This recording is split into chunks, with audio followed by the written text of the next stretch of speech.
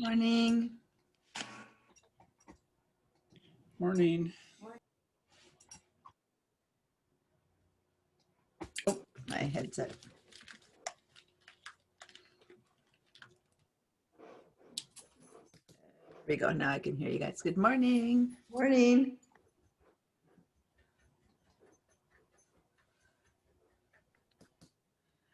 All right. Come on in. Settle in. Take off your coats. I welcome you into my virtual class. Pull out your chairs. Good morning, everyone. There we go. I feel like I stand at the door, opening and closing every time I'm admitting people walking in. Keep an eye on the little waiting room and letting people in. All right. How's it going today? How funny. My dog is hearing me greeting people and he's doing this whole little, oh, someone arrived. I'm like, no, shh. It's just in the computer. I must have the people, guests are in the house kind of face, sound. And he's like becoming all wiggly and happy. Anyway, I'm happy too. Nice to see you guys. Head over and turn on your chat and turn on your participants button so that you can say yay or nay. Here we go. And let me actually access. I'm kind of stuck here with.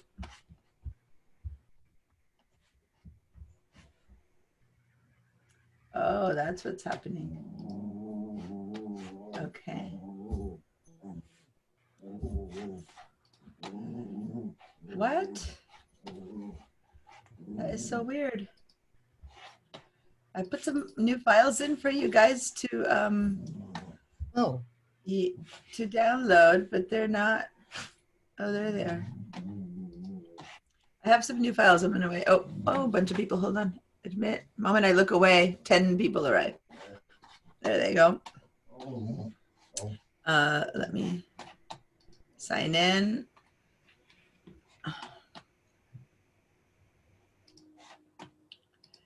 To my other computer. There we go. All right.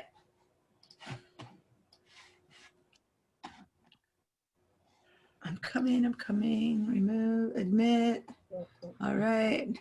And okay. All right. And there's something happening when I join from another computer that certain things stop working on my original. That bugged me, but okay. All right. Opening up my my VDI, which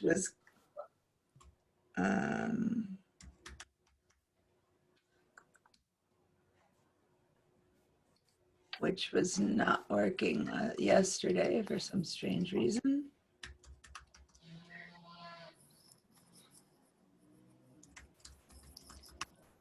There we go. I could not get it to work yesterday, and then I checked in and they had a session where it was an outage, but I checked in this morning and everything should be fine.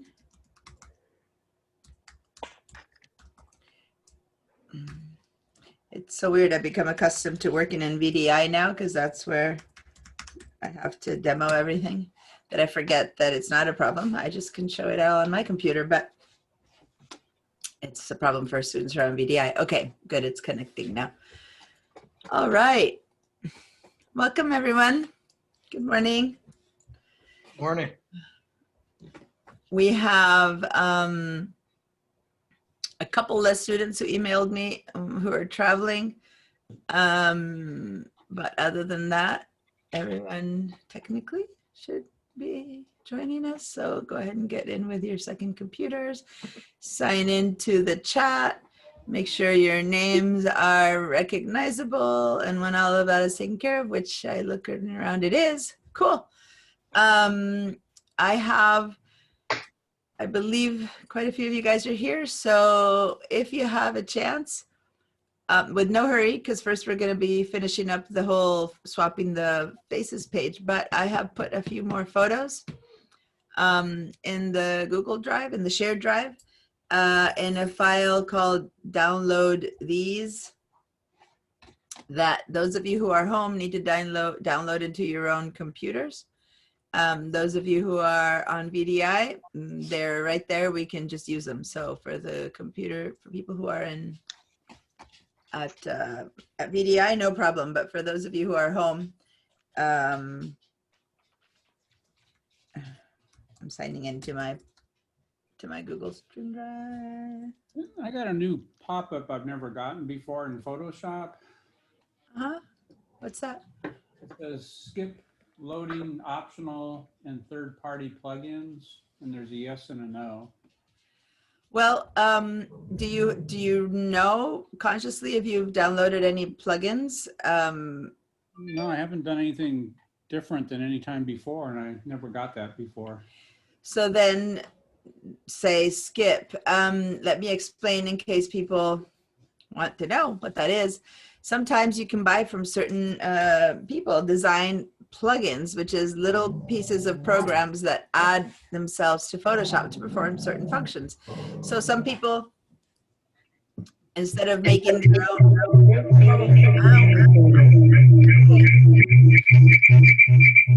Jacob, I think you just joined us with a second computer. I think it was you, maybe not.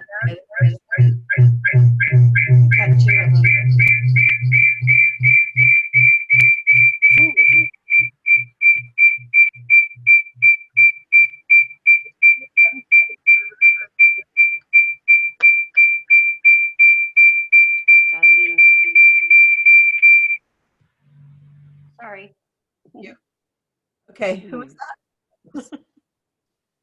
Where was that coming from? Someone I had think it was from Dorothy, because that's who showed up on our the main second screen. computer. Oh, okay. I had just let Jacob in and I thought it was him, but it was your second computer. Yep. After I let you in, you still have to connect. So it was when you connected. Whew.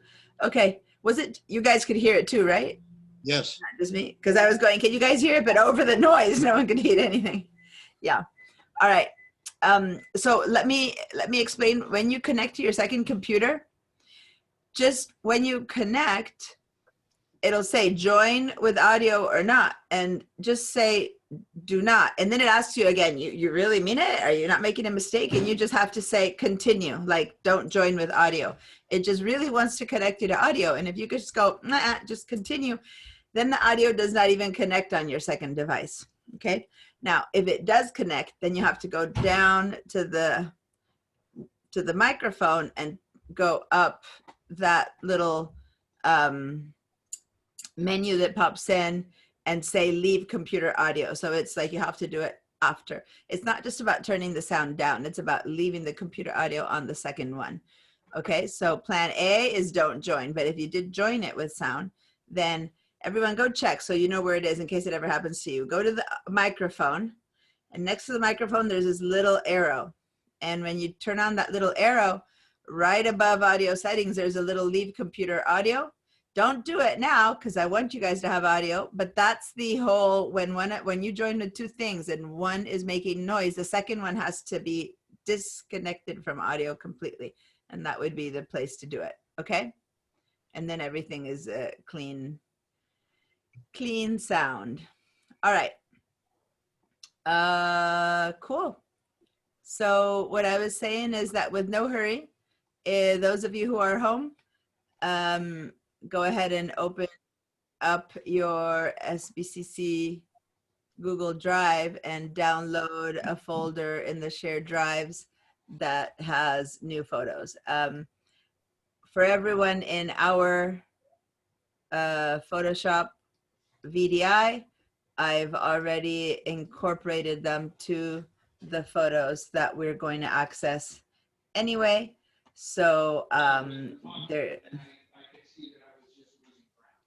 Okay, someone's on the phone or something like that. Can you please turn your sound off? Anyway, so for those on VDI, there's no need to do anything because I've already put the photos in the general photos. Okay. It's just for the people who need to download them themselves. Okay. Now I'm going to share my screen. Oh, before I share my screen, any questions about anything that's been happening? I know, well, you just asked about that plugin, and that's where I got interrupted.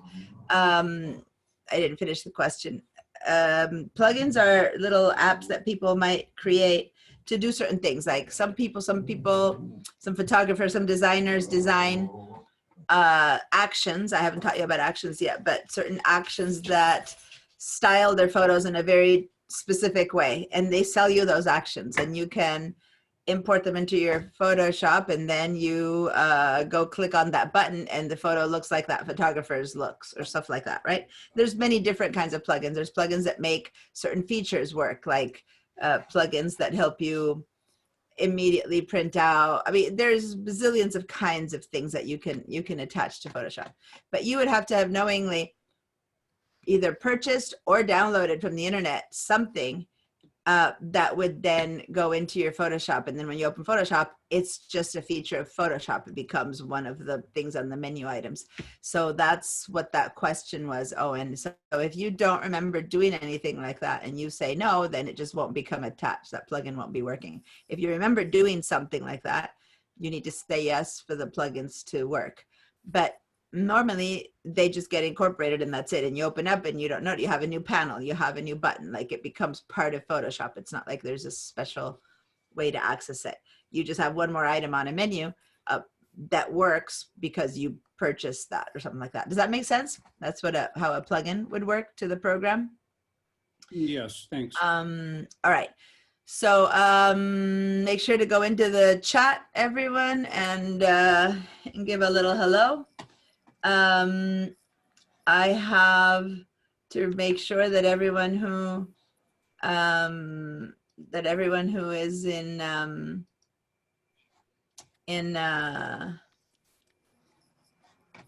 don't know why that one needs to say recovered.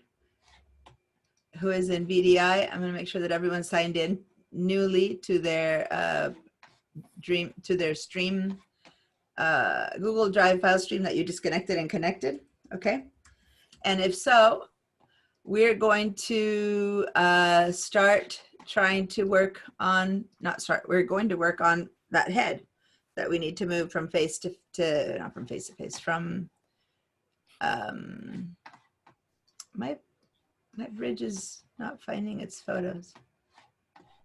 Huh. Deanna, can you tell me again where to find the photos you want us to download for today? This is Carol. Yeah, I'm looking. Okay, my computer's doing weird stuff, and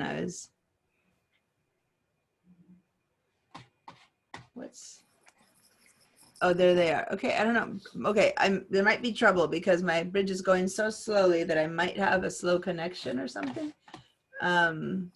It's really taking forever to download. Okay, so you need to go to the Google Drive, go to your pipeline account, SBCC pipeline. Are you on VDI or at home with your? At home. I'm at home. I'm at home. Okay, so go to SBC pipeline, sign in, Google Drive, and then go to shared drives, and in shared drives, click on the Photoshop shared drives, and then I put a folder. There's only two folders. There's the one that says Photoshop class files, and I made a new folder called Download These. And I can demo it online on the screen if you need to. I've got one that says Photoshop shared drive, and then iLive shared drive under shared drives. Photoshop shared drive. Okay. And then open up and you'll see two folders. One is Download These. There's just 5 new photos in there. Okay. All right. For everyone else, the new photos are already incorporated into the general photos that we were using in VDI. Okay. You're welcome. All right. So let me share my screen. Any other questions or things you've been up to or photos you want to share with me? Or hi, Deanna. It's Samantha. Hi. I did just send you a couple projects. I just sent it to your pipeline email. And I just got a new graphics job, which I'll be working on in the next week. So whatever I do with that, I'll bring into you guys. Cool. So, Awesome. yeah, kind of in Thank you. live and in action. Maybe even might need help with it. We'll see what happens. We can work on it together. We'll see how it goes. Well, by the way, if anyone is looking for somebody to do stuff for them, Leland is also offering his services as a designer. And so maybe that's stuff you guys can consider talking. Leland, who is one of the people in our class who also with you, you know him, he's done all the website classes too and all that. So you both have been together in just about everything. So there you go. You guys can consider supporting each other. Cool. Thank you. I'll check the email later right now. So after maybe during break, remind me and I'll go check your email. Okay. So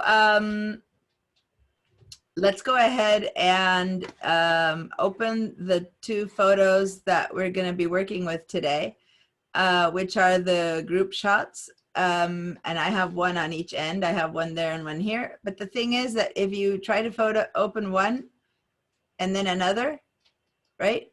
You can't do that because when you click on one thing and the other thing, the other selection goes away. So if you want to open both at the same time, you can hold on to one, click onto one, hold down shift, and then click on the other. And then the selection stays for both. So then when you double click, both of them open at the same time. So then you double click on one of them, but then both open up. See how I got 2 photos, 2 different files? Okay. Now there's a way also to make 2 things open up as the same level, like have 2 photos open up as if they're both 2 layers of one photo. But in this case, we don't want that. So I have just open, just all you need to do in Bridge is select one, shift, select the other, and then just double click on one of them, but both of them will open up. Okay. I mean, you can go back and open one and then go back and open in the other, but that's just a way of using Bridge to open both.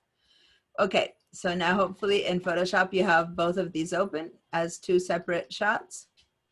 Okay, and we're going to be using some of what we've been learning about selecting and masking to change one head into another. So let me know, give me a little yes when everyone has these 2 photos opened up.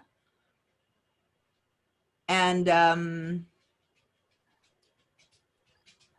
there you go. Let me see if I can do this a bit bigger so I can see both of you guys. I've got 3 computers that I use for class right now, only 2. When I teach the Mac class, I have 3 because I have to have 2 versions of Mac. And I'm going crazy because I have 3 mice and I'm always, which mice am I tucking? Yesterday I saw online that there's a mouse that you can use that connects to 3 computers. I'm very tempted. So to have 1 mouse for all my screens. Yes, Marie, what's your question? Oh, I see them. Okay. First I opened up swap heads, which was the wrong one. Oh, that's, yeah, I have 2 samples of swapping heads. Sometimes I use one, some I choose another one. I have actually usually used the other one. I have not done it on this one. So I'm looking forward to what the challenges are for this one. Cool. So is everyone there? Give me a little yes. If you have your little, your 2 group shots opened up. All right. So I'm going to start analyzing them. We did this the first day that I showed them to you, where I said, which one do you think should be fixed? And we've all agreed these 2 guys, or guy and gal, are in focus here. And this one is looking sideways versus on this other one. This is looking, these both are looking great. And this one is out of focus. So we decided we could either bring the in focus guy here, or we could take this head and put it in this one, right? And the consensus was that because this has no connection, sorry, this one here is connected, like the chin and the face is connected, it would be harder to bring this person in here. Plus, one thing I did want to mention, even more importantly, his body position changes.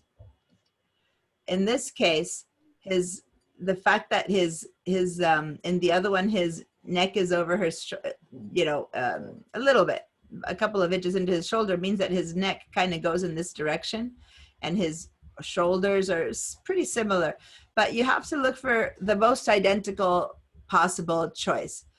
Sometimes you have to work with things moving and changing, but even if both had been in focus, the choice because of the fingers would have been mainly to go with the one that you don't have to change anything else. But in this case, I want Cheryl to know that his neck is going to be shifting enough. Like here it has he's looking up and Adam's apple is a different place. So you don't want to have to deal with so much of a change. That said, either way, it would have worked for this one too. But the better choice is to have this one be our base and this guy's head to move to the other one. So while I was explaining all of that, I was waiting to see if everyone gave me the little yeses. And I have a lot of people who didn't say yes that you have two photos open. So if you didn't yet answer me, that's one thing. But if you didn't open them, then I can help you find the photos. So if you don't have them because you didn't open them, give me a no. But basically everyone answer one way or another if you have both photos open. Hi, John, and hi, Scott. Everyone joined us. Well, actually, Scott is not Scott. It shows up as Scott Borey. It's William, right? Who's the name behind the Scott Borey account? Oh, I go by Scott Borey, but my first name is William. Oh, that's why in the roster I see you as William. By the way, guys, you don't have to do this, but if you have like my husband too, he has a legal name that's in the roster and then he has a name that people call him. You can change that in the roster. There's a place to say name I'd like to be called, not in the roster, in your pipeline account, name I'd like to be called. And then we as teachers, we get both and then we know that distinction. Anyway, I thought I'd let you know in case you're interested in doing it. And in the account, you can add your Scott next to your William so that then you show up. Anyway, since the last name is the same, I got you in the roster, so I don't care. But for you to know. All right. Is everyone, not everyone has said yes, but I'm gonna assume everyone has Deanna, it I've open. got mine open in Adobe Bridge, but I can't figure out how to get them to Photoshop. Double click. You don't open them in Adobe Bridge, you just see them. But when you open them in Adobe Bridge, they open in Photoshop. So if you're in Adobe Bridge and you see them here, this double clicking on it opens up in Photoshop. So I'm going to go to this thing and I'm going to just double click and it just opens up in Photoshop. It just kind of does that. Okay. Now don't It do this. enlarged it. What's that? It didn't enlarge it, but it was like a. Yeah, if you open it up in Photoshop and it's small, just remember how to enlarge, Command+. Okay, so when it opens up in Photoshop, it's going to be that size, and I have it at 100%. These photos are sample photos, as you can see, because of the watermark from someone else. So they come in very low resolution. So I just did Control or Command+ and made it bigger to fill my screen. Okay, is that working, or do you need to? I Okay. don't have it over yet. Why don't you just share your screen so that I'll know what's happening? Usually, guys, although you might think, oh, sharing the screen takes long, if you get good at sharing your screen, in 30 seconds, I fixed your problem and we move on versus trying to guess what's happening by talking. So if you're in trouble, be prepared to share your screen. And if you've never shared your screen, the first time takes a while, yeah, because we need to set you up. But then after that, I'd rather you all share your screen once and you learn that way how to do it. Okay, so this is not Bridge. This is your Google Drive. These photos are the ones that I asked you. Oh, for everyone who's... Yeah, I was... Okay, but stop. Leave it there because it's a good idea. Everyone who connected after I requested this. So if you are at home working in your own... But everyone's at home. Well, except for maybe John. Everyone who's working on their own version of Photoshop, please go to your Google Drive and download these files. But how you can do that is you can just go one time before this to the folder and download the whole folder, or come here and download each one. Add them to the general photos. The people who are on VDI, I've already added it for everyone, but this is what you're gonna need to do. Okay, so show me your bridge. Okay, so you have these two photos there. Now you just need to go back and double click on one of it. No, never there. No. Okay, I see your problem. That's just a preview. The clicking Okay. happens on the left side. All the clicking or double clicking happens on the left side. Where Okay. down, Yeah. move your mouse to the place you selected them. Yeah. There, double click right there. No, well, okay, you did Okay, it. to one, gotcha. but Thank now you. you have to go back and do it to the other one. Okay. Okay. Gotcha. Thank you. So go back to Bridge for a second. Hold on. I try to make every share a teaching opportunity. So go back to Bridge. So see you guys over here on the right side where she was putting her mouse. That's the preview of a photo. And it allows you to look in to see if you have sharpness and stuff like that before you open it. Okay. But that is not the place to do any clicking from. So that little box you have there, if you move it, like go click on the left guy's eyes, for example. Don't move the box, just move your mouse and click on now, say the blue person's t-shirt. Yeah. So see the tip of your mouse is touching his eye, and see how in big you're seeing his eye now? Go and touch the mouth of the guy on the right. And see how in that preview you see his guy's mouth? See you guys how that works? The tip of your mouse gives you a 100% a version of that. So now go touch, I don't know, the woman's glasses, I guess. There you go. So see, what your mouse touches becomes expanded to 100%. So you'll know without having to open it if that thing is the photo you're looking, if his eyes are looking good or bad. If you couldn't tell, put it on his eyes right now. Go to the right guy's eyes, and that'll show you, okay, those are little side eyes. Maybe these are the ones we want to change. Got it? That's how you use that. So everyone go to your little preview and see that. But because of that, you can't click on it and have it open because it's a feature. If you click, you just get that little thing that she got, and you're like, oh, what is this box? So that's what that box is. Okay, so now, to open it, it's from the little shots in the middle. That's where you open it from. Okay, cool. Good thing you asked. Thank you very much. You're welcome. I always find that when people have to share and they're doing something that I'm not doing, 90% of the times it's a learning opportunity because you're doing something that if you're doing it, 2, 3 to 10 other people in class are also asking or wondering or needing to know. So sharing a screen really gets me to see other things that I'm not doing that I can teach others about. So don't hesitate in needing help and sharing your screen. It always is ends up being something I can figure out there that I can use to teach. Okay. So welcome to all of us who joined us a little bit later. And if you are at home, go and download that folder that she was showing. You don't need to download them individually. Put them in the set of photos that you're going to access. We're not going to use them right now, but a bit later today. Deanna, Yes. when she was doing that preview, I can click on the eye, but I can't get it to increase on with my magnifying glass. Not sure how you do that. Your magnifying glass isn't popping in, you mean? Or It's popping in, but how do I get it? It didn't seem to increase. well, I'm showing it myself right now. Okay. Oh, I am sharing, right? Am I sharing my screen right now? Oh no, I stopped sharing because she was sharing. So hold on. I thought I was sharing still. Here we go. So here's mine. So when I select a photo, any photo, right? It's tiny there. So if I put my mouse over here and click, I get that box. And that's it. That's all you need to do. That's 100%. So you don't need to increase it beyond that. You click on that little guy there and you're seeing those details at 100%. You click on the feet and you see them. So there's nothing to do to increase, just click.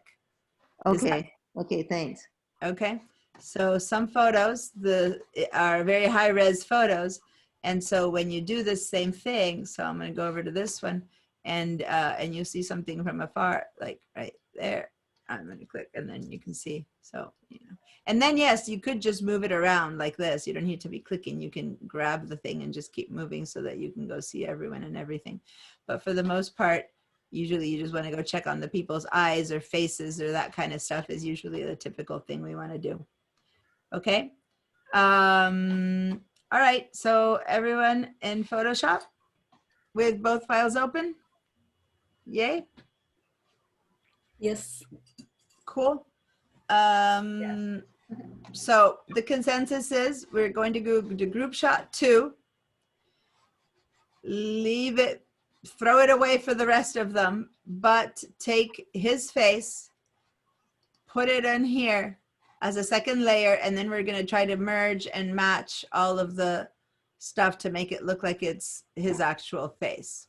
All right, so to do that, we're going to have to first make a selection. Then we're going to have to copy, and then we're going to have to paste that into here. When you paste something in, it'll come in as a second layer. And then we're going to have to add a mask to that layer. And with our brushes, we're going to have to gently blend in the edges of one photo so they blend into the other photo. Okay, so we're going to use a lot of the different techniques or tools that we've been learning over the last couple of weeks. And by the way, it sounds harder than it is. You'll see that it's actually, in this case, it's a relatively simple procedure. Now, let's all start with group shot number 2. And in group shot number 2, you have this guy looking forward, and let's compare his body line to see if we need to bring the face or more. So I'm looking at his shoulders and the neck and to see kind of what changed. And I look at the first one and I go, you know what? It's pretty much identical. I'll probably be able to leave this t-shirt be the original one and just plop in his head. From what I can tell, the neck is in the same position. His face is still looking forward. All he did was move his eyes, right? And his face is actually moving a little bit side, but I think it'll work. I think we can fake it without having that. But just in case, let's go ahead and bring in a little bit more. I'm hearing something in the background that keeps like moving, and it could just be microphones and stuff. I'm going to go ahead and mute you all because I can't get rid of that little shifty sound because I don't know who it's coming from.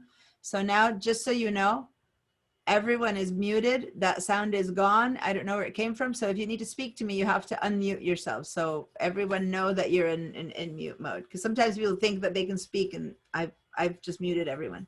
Okay, except for myself. So now you should never try to bring in like just the head. It would be very hard to blend in just the head. Now, say that we were going to move this head into a place that had a very different color background, like I'm trying to move this head into a photograph that ends up having a black background or something, then that's a whole different creature. But here we're trying to move his head in to basically essentially the same background, just the shadows are going to hit in a different place. So what we can do is we can be generous. We can select a bigger chunk, not just his head, and just bring it all in, and then find a good way to make it match, and then just erase the stuff that we don't want. Okay, so what tool do we use to make a selection that is kind of not pertaining to any specific border? Because we're not trying to select his head. We're actually going ahead and selecting bigger than his head. So what tool should we use? You're all muted. So if anyone's saying something, you need to unmute yourself. Lasso. Yes, the lasso, the freeform lasso. Okay. Now, when we go over to the freeform lasso over here, the top one, there is a possible feature. If I don't want to bring in a sharp edge, because I don't need a sharp edge, I could go ahead and feather this edge. But you know what? I'd prefer not to feather this edge to start with. I'd prefer bringing the whole thing in there and then feathering it in my mask. It's going to be a cleaner way. So if you have this at anything other than 0, last time we did the zoom, the feather tool, I think, John, you had some feathering. And so maybe someone else has some feathering too. If you see 0 pixels, you're fine. But if it says any number other than 0, please select that, put a 0 in there and hit return so that you do not have a feathering on your brush. And a feathering would be making your tool be a soft selection. It comes in, the edge is fuzzy. Sometimes you want that, but in this case, I don't want fuzzy edges.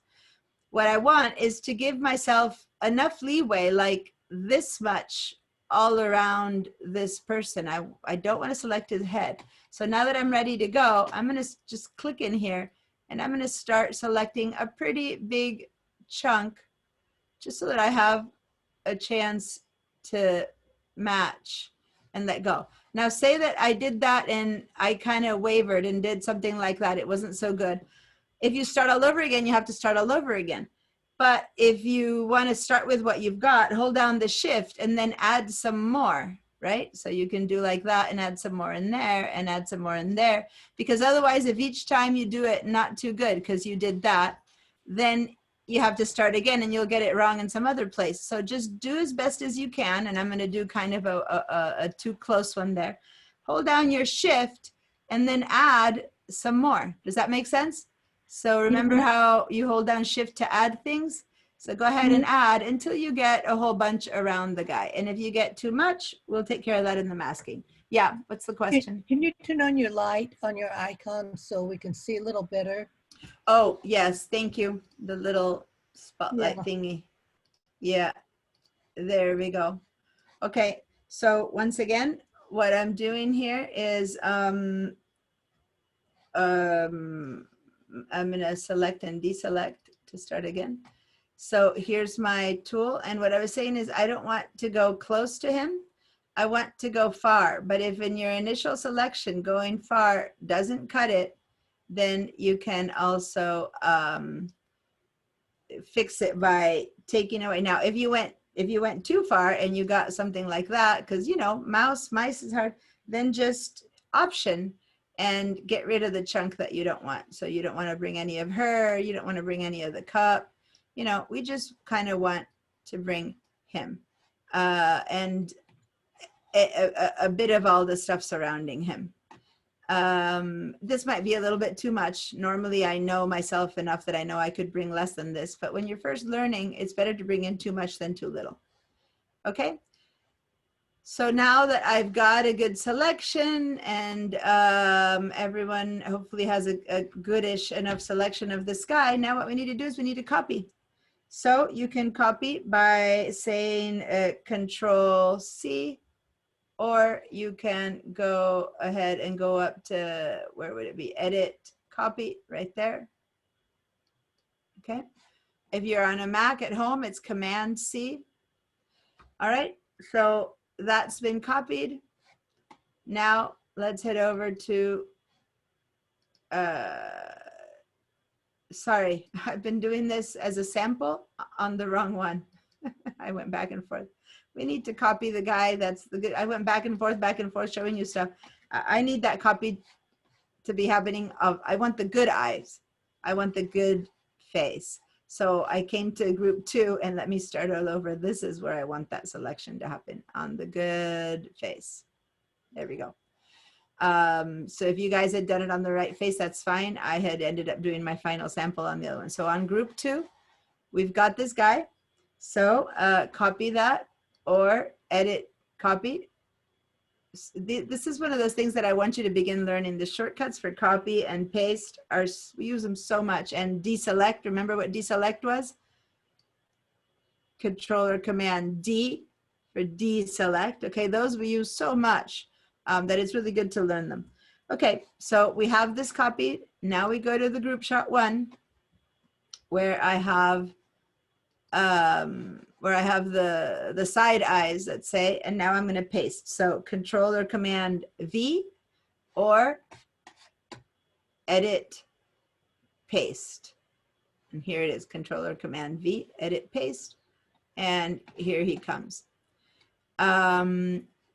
Not that there's any confusion here, but just as good form to name your layer. So let's go over to layer 1 and call this one good head, so to say. Oh, or good eyes, or you know, use this, or whatever you want to call it. But I'm going to put it good head. And now I don't need my selection tool anymore because I'm done. The selection tool is not something that will help me anymore. What I need now is the move tool.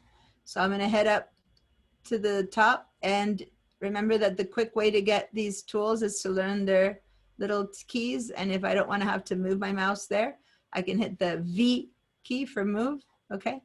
And then I'll go over here and I'll kind of move it over to where I kind of think it has to be. Now, it's going to be impossible to know exactly where to put it this way. So what we need to do is we need to get a little bit of transparency going on this layer. One way to make it match, though, even here pretty well, is see how the background, his face is going to move, but the background is not. So one way you could do is you could try to kind of match the background where the layers begin and stop. It's not going to be identical, but it's going to be near enough that you could do that. Or you could match the edges of the t-shirt. But the important thing here is to really see through to match the whole thing. So what we can do to this, and so you really see what I'm doing, I'm going to put it on top of her. You can give this a little bit of transparency so you can see through it.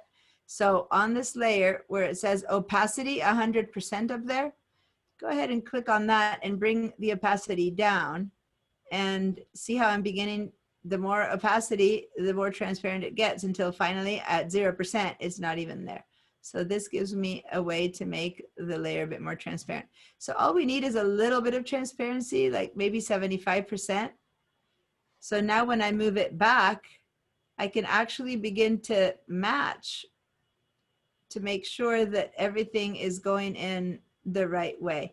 So the important thing to match here right now would be his body, like, and where the neck comes out from. So I want to make sure that the t-shirt from one side or the other is pretty much in the same place. As you can see, the neck here, I'm making it match so that there's no question there. Even the wrinkles are almost okay. I'm not gonna leave those. I'm gonna erase them, but I want them to match as much as possible.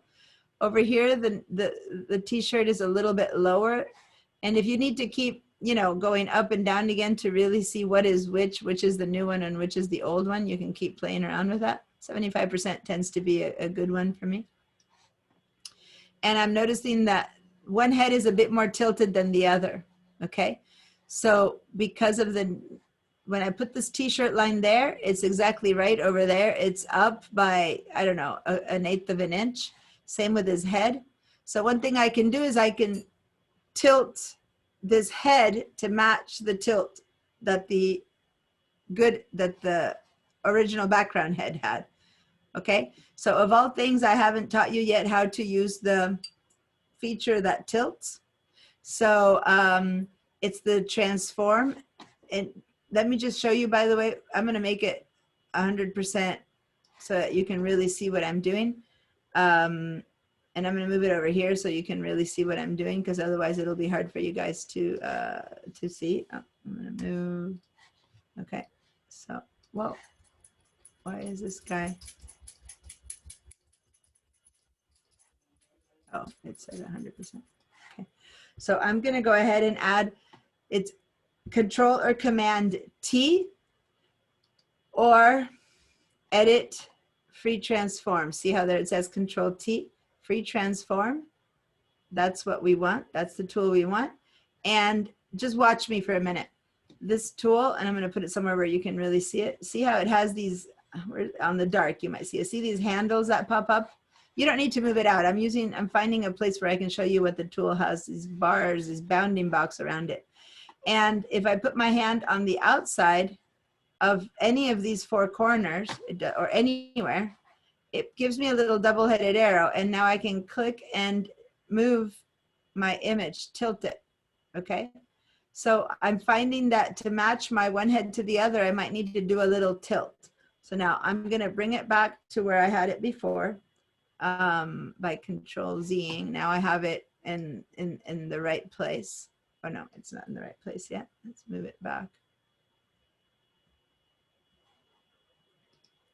to the right place. which was about yay. I didn't bring it back to being 75. I had to undo that because I was trying to show you something, but you guys are fine. Now I'm going to do the Control T, or if you don't like shortcuts, edit, free transform. And now I can try to match the tilt. I've matched one side. Now I'm going to try to match to see if I can get that tilt to be the same. So I'm going to move it a bit to the left and a bit to the right. And there, my shirt seems to, and I'm gonna see if I can make this bigger. Let's see. My t-shirt now seems to have the same amount of tilt, like it's off by the same amount on both sides. So now I can bring it down a bit or up a bit until I finally match t-shirt to t-shirt. So body to body is matching, and the head is going to be different. After all, that's what we're replacing. But as long as what's left behind, which is the body, is kind of matching one over the other, then I'll feel comfy saying, okay, it's a shot now. Here, let me see. There's this little thingy on this t-shirt. No, a bit. So now I'm using my arrows to move it down or up just by a teensy bit. I'm going to my keyboard and moving my arrows. Tap, tap down. Okay, now it's offset. So tap, tap up, and I'm gonna incline it a tad more this way, and then tap, tap up again, and then maybe to the left, because see that little curl is not in the right place, and up. And now I'm pretty comfy that this t-shirt head and this t-shirt are looking identical. I'm not seeing anything weird. The head is off, but that's fine, because that's what's supposed to be off, but the t-shirt is fine now, okay? And when I feel that the t-shirt is fine, I'm ready to say, okay, make that position be the new position. So to do that, I have to hit either the return key or this little check mark there. And that's crucial. A lot of people leave it there, leave it with these bounding boxes. If you see these bounding boxes, you're not done with your transform yet. Your transform is done when you get rid of these boxes. To get rid of these boxes, I don't like to go up here to do a check mark, but that's one correct way. The other way that I do it, I just hit the return or enter key, boom. And now that's the tilted shot. After you finish your tilt and you can see that the t-shirts match, then you can bring your opacity up to 100% again. All right, so now we know that that's a good place for our head. The only thing that's left is to get rid of all this extra stuff I brought with me and to blend it into the background. But I'm going to stop right there. And I know that there's going to be questions about the tilt, the transparency, the opacity. So now I'm cleaning out everyone's answers. And if you are totally happy with where your head is and you got it and your transparency are up, give me a check mark. If you have questions, things are happening, you need to show me something, you want to ask me something, give me a no. And when I see little red nose, I know that there's some questions there. Okay, you can also verbally ask me questions now. Time for questions and answers. No questions and answers? Yeah, I do. Mine Okay. doesn't look, it kind of still looks fuzzy. Fuzzy? Mhm. Did you move the opacity up to 100% again? Oh, no. Okay. Okay. I mean, once you have it in position, then move it up to 100% again, because if not, it's always going to be hard to know what's right. So by the time you like the position of it, you take away the opacity. And now this is the new head. Now we need to take care of all the extra junk that we brought in. Yep, looks good. Cool. Is everyone else? No other questions? I had trouble moving the head. I got it copied, but I couldn't get it to move. All right. So you mean to shift around or to move? To move, you would have to go and choose this tool here, the move tool, the topmost tool of them all. Okay. That's where you would move it. And then you just put your mouse, you make sure that that's your layer, and you can just click and drag and move. But then to tilt it, if you need to tilt it, you have to go to edit, transform, and that's how you do the, sorry, free transform. and then you move it. So which one of the two are you referring, the actual move or the transform? And I copied it, Mhm. and then I went to the other photo to move it to the other photo. It didn't seem to want to do that. Oh, once you copy it, when you come to the other photo, you need to paste. Yeah, it didn't seem to want to paste. And maybe the copy didn't happen. Go back to the first one and copy again. I'm going to go ahead and give it a question. Now, I have to say, don't take this wrong, Dot, but for everyone, if at the point that I'm talking something doesn't happen, stop me then, because when I move on to 10 other steps, now you've missed 10 other steps. So if I said, is that everyone copied, and then I go, okay, now let's do this, let's do that, please stop me at that point. It's more of it's a better interruption in that moment to say it didn't work for me than to let me teach you 10 other things that now you have to backtrack on. Okay, so you need to, in the moment, I beg for everyone to take a promise that if it doesn't work, spend 30 seconds to try to do it. And if it really isn't working and you see me moving on, say, excuse me, and speak up and stop me. Okay. So now share your screen so that I can help you catch up. I don't usually like to say that when someone has that problem, because then it feels like I'm focusing on you, but no, it's not you, Dad. It happens to a lot of you guys who think interrupting me is worse. But in this context of video, where I can't be behind you, I can't see that you're dropping behind in steps. So you need to inform me. I beg you to inform me so that I can help you in the moment. Okay, so now you brought it over. I do see that it's copied, and I see your problem is that you've selected the background. See how your background is the layer that's selected? So if you're trying to move it, you can't. So first of all, you need to move up to the move tool. So move tool is the top one. There you go. And now you have to select, yeah, go ahead and click. And the problem is, yeah, say, okay, since it's transparent, when you're clicking on that thing, you need to, on the layers, yeah, click the layer. There you go. Now you can go to the photo and move that portion. There you go. Okay, because you had the other layer selected. All right. Now, when you get near enough, then you do the whole like the arrow keys, you guys are your friends when you need minute movements, because otherwise it kind of jerks around. When you're almost there, then you go to the arrow keys and move to the left, to the right, to the top, to the bottom by pixel with your arrow keys on your keyboard to get exact alignment, okay? And you also might want to get things bigger. You might want to do Command plus so that you can actually see the details of what's connecting or not, okay? So a Command plus, a controller Command plus would help. All right, so go ahead and yeah, collapse that guy. Click on the little, no, not just the little double-headed arrow.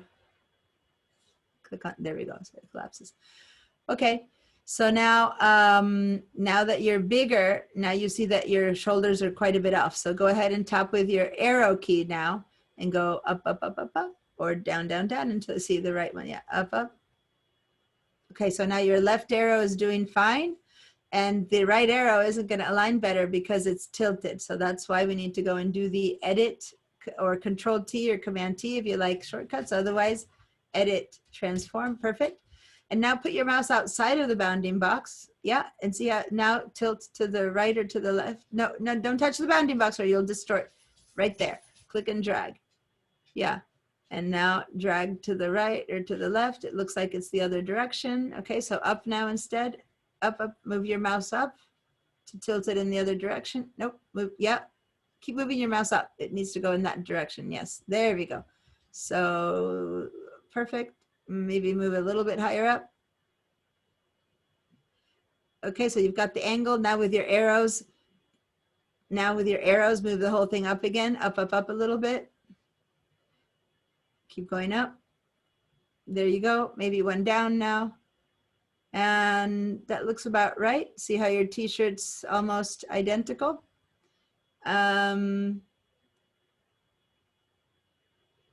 It looks like as if you have to, okay, go ahead and say okay to that. Hit the return key. I feel like you have a double, yeah, go ahead and say return and bring that back up to 100%. So go up to the layers where it says 75% opacity and bring it back about to 100%. I feel like you've got a double, there we go. So now you can look and see that it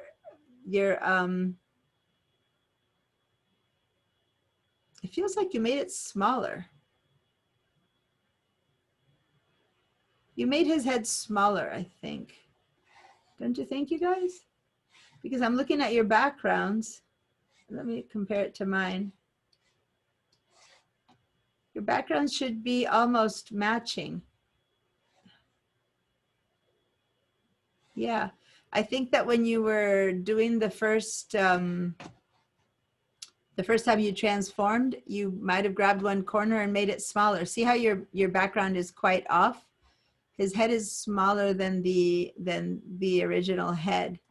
That's what's happening here, which isn't tremendously bad. You can't really tell too much, but that's why your background isn't matching as much. Does that make sense what I'm saying? When you did your Command T, you probably made it a bit smaller. Go ahead and let's kind of, I don't want to have you make things bigger, but let me show you what I mean. Go and turn on your Command T again, or Control T, your transform tool. So if you ever grab one of the corners, go ahead and do that, and then we'll undo this step. If you grab one of the corners or sides, you're making it bigger or smaller, see? So at some point, instead of just clicking, so just exaggerate it. We'll not do it. See how you make the whole thing bigger or smaller? Same if you grab that middle one. Go grab the middle box, pull it in or out. Okay, no, now you don't have the box. Now you're moving the whole thing. It's the box, yeah. Pull it in and out. See how it becomes bigger or smaller? So at some point, you made it a bit smaller, and then now we're working with a smaller head. Now it's very hard to guess. Right now, go ahead and so that we don't fix in what you just did, hit the escape key so that this doesn't stick. So the escape is the opposite of the return. So now you undid it, but that's why I'm seeing that your head ended up a bit smaller than it should, because you shouldn't have such a discrepancy in your background. So if you wanna go ahead and leave it this way, it's not a big deal, but I wanted to show people, don't use when you're tilting, you don't need to use the boxes of the bounding box, because that actually will make the image bigger or smaller. You actually have to be on the outsides to get that double-headed arrow, okay? All right. So thank you, Dot. It's in the right place now. I'm going to stop your sharing. Anyone else who needs a hand with getting the head in the right position? That's all I'm looking for, position right now, before we start doing the masking. Give me check marks, everyone, if you're okay, or no's if you need help, or verbally say no if you need help. No? Everyone's there? Okay, so let's start the masking portion. Make sure that you have the right layer selected. If you perchance have been playing around there, then you might have the background selected. That's not what we want. We want the good head, the lighter color to be the one that's got your head. And now we're gonna have to add a mask. Now this mask that we're gonna add is, Deanna, yes. can you share your screen, please? Oh, thank you, Mira. Everyone, thank you for keeping me straight. There you go.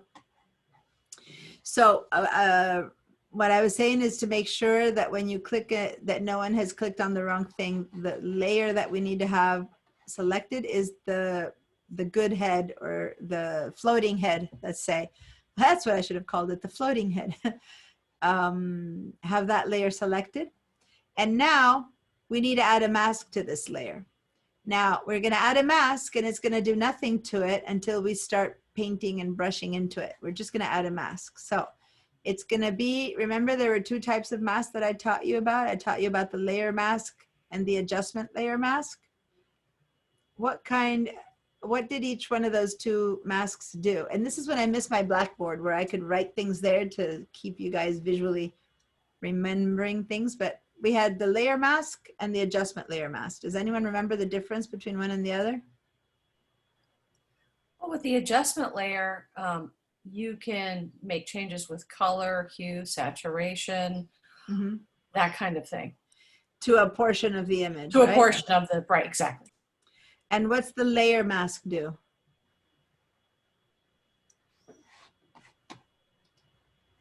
So when we worked on this image, we did a layer mask, and this was an adjustment layer mask.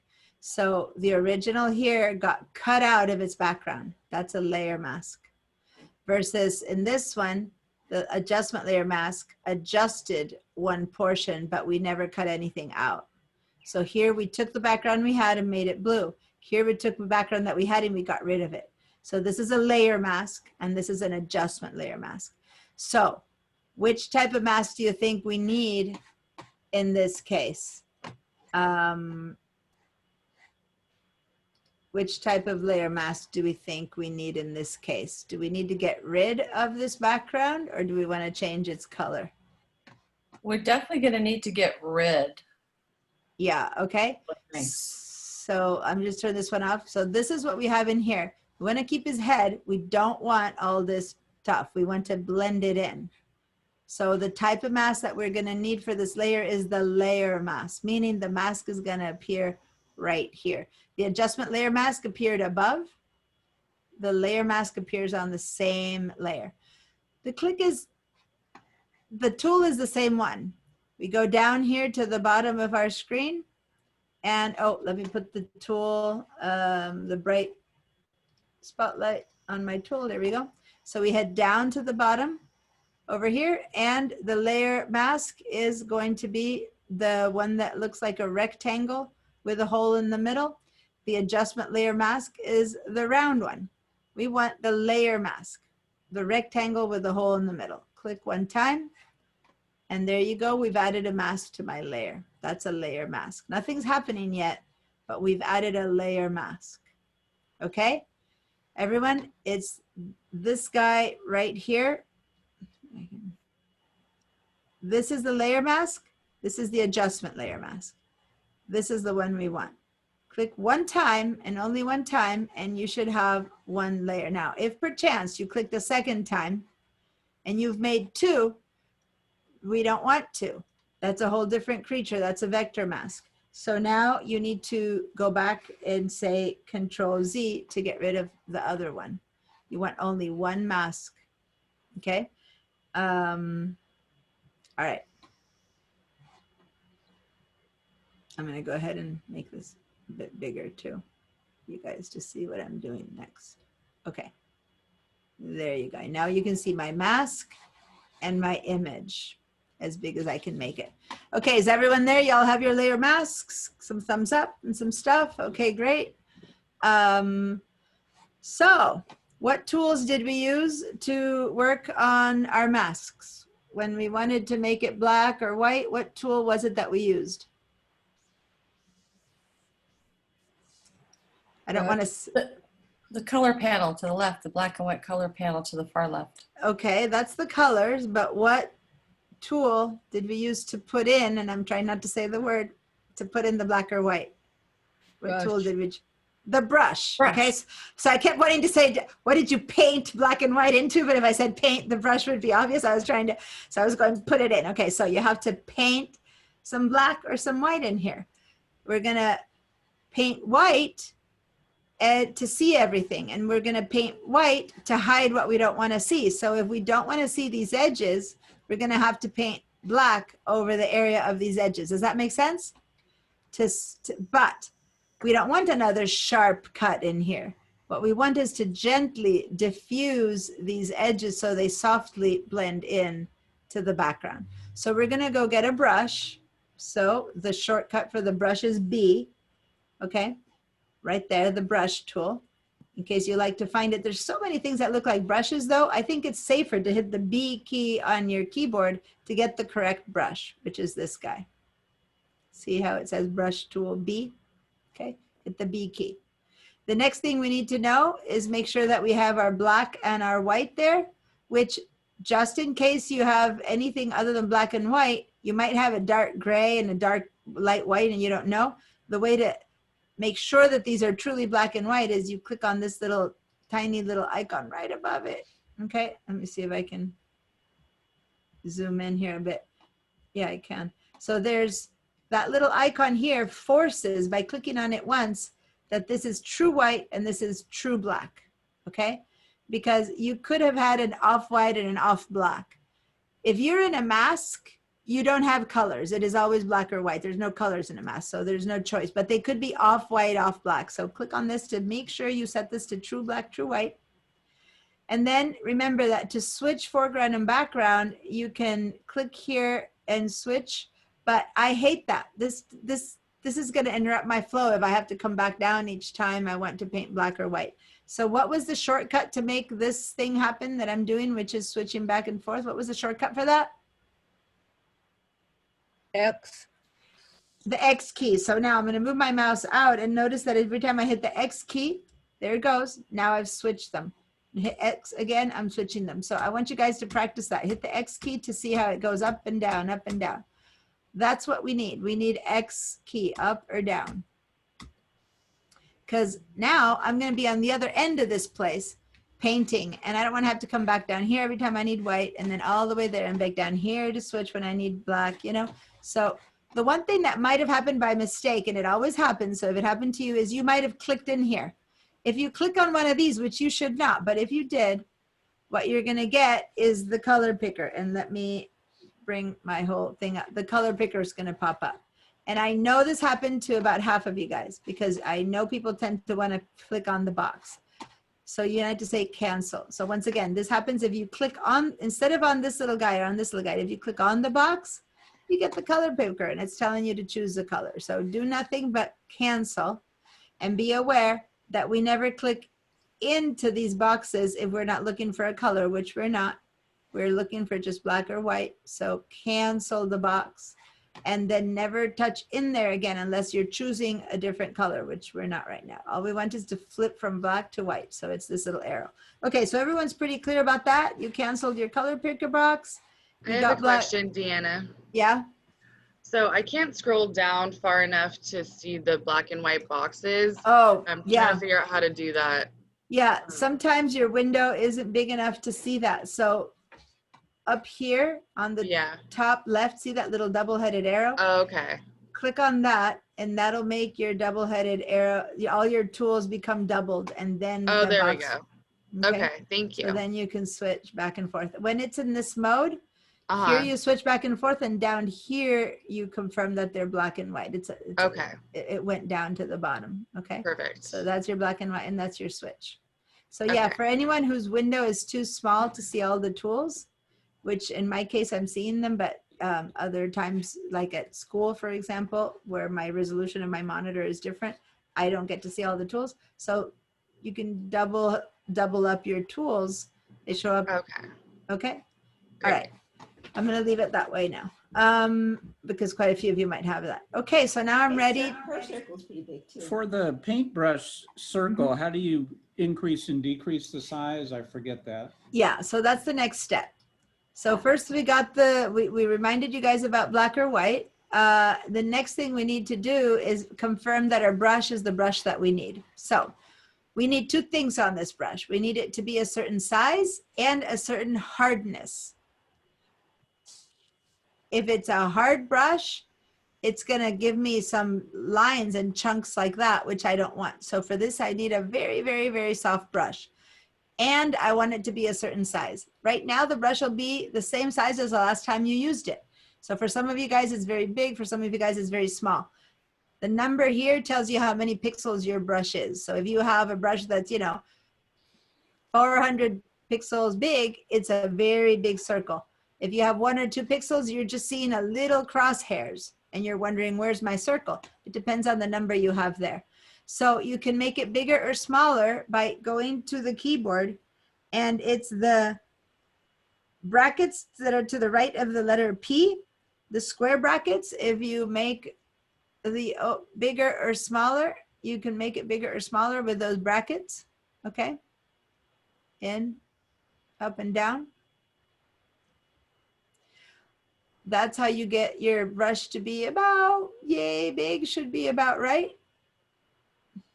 Maybe even a little bit bigger. We And have then you need, number- what's a that? number- A number on the brush size.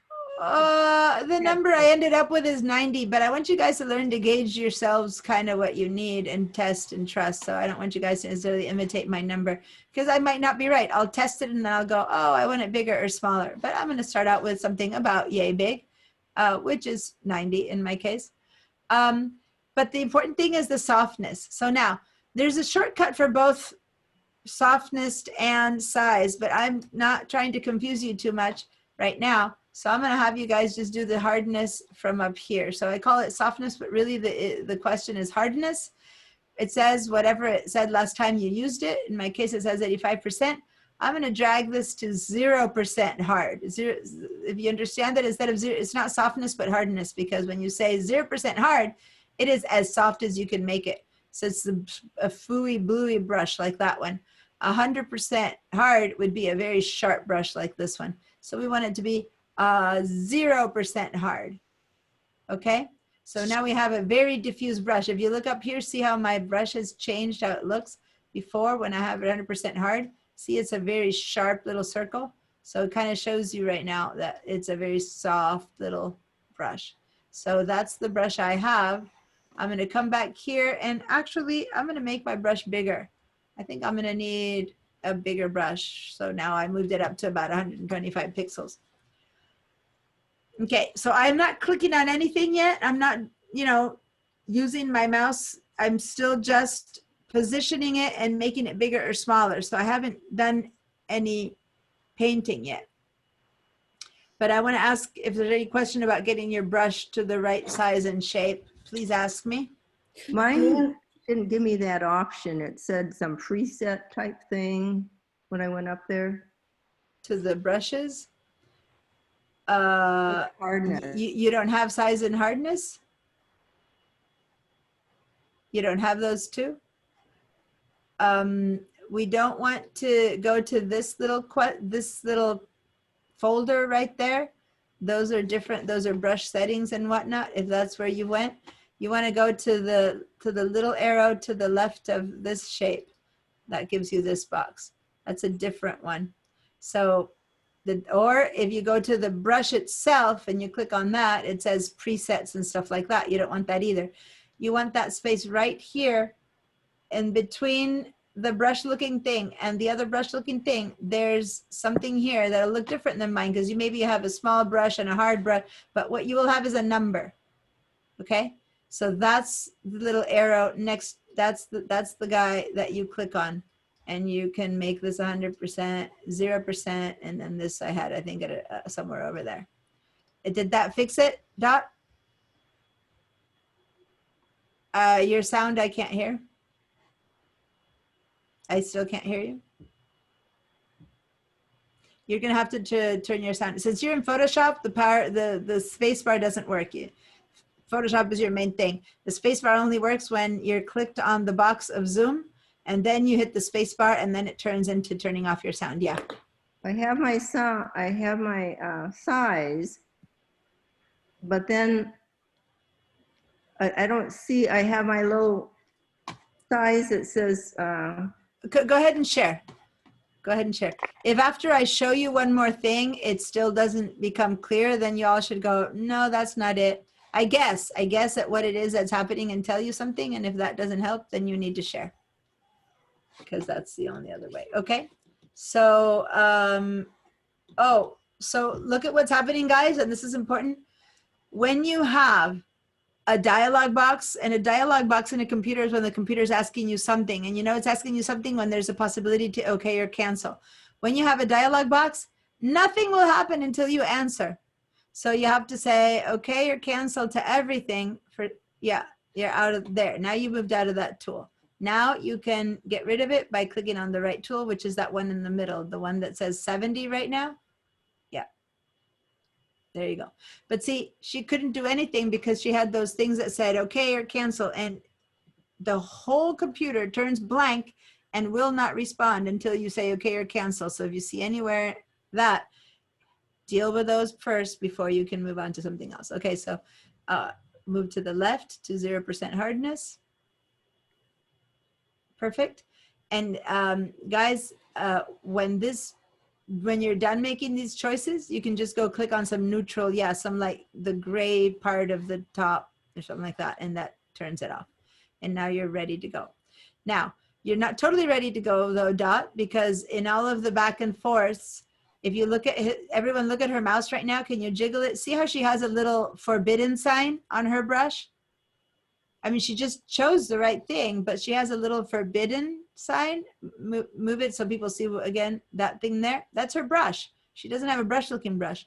And it's because she doesn't have her mask selected. At some point, her mask selection went away. So go to your layer. No, that's not your mask. That's a thumbnail. That's your mask. Click on your thumbnail. Yep, click.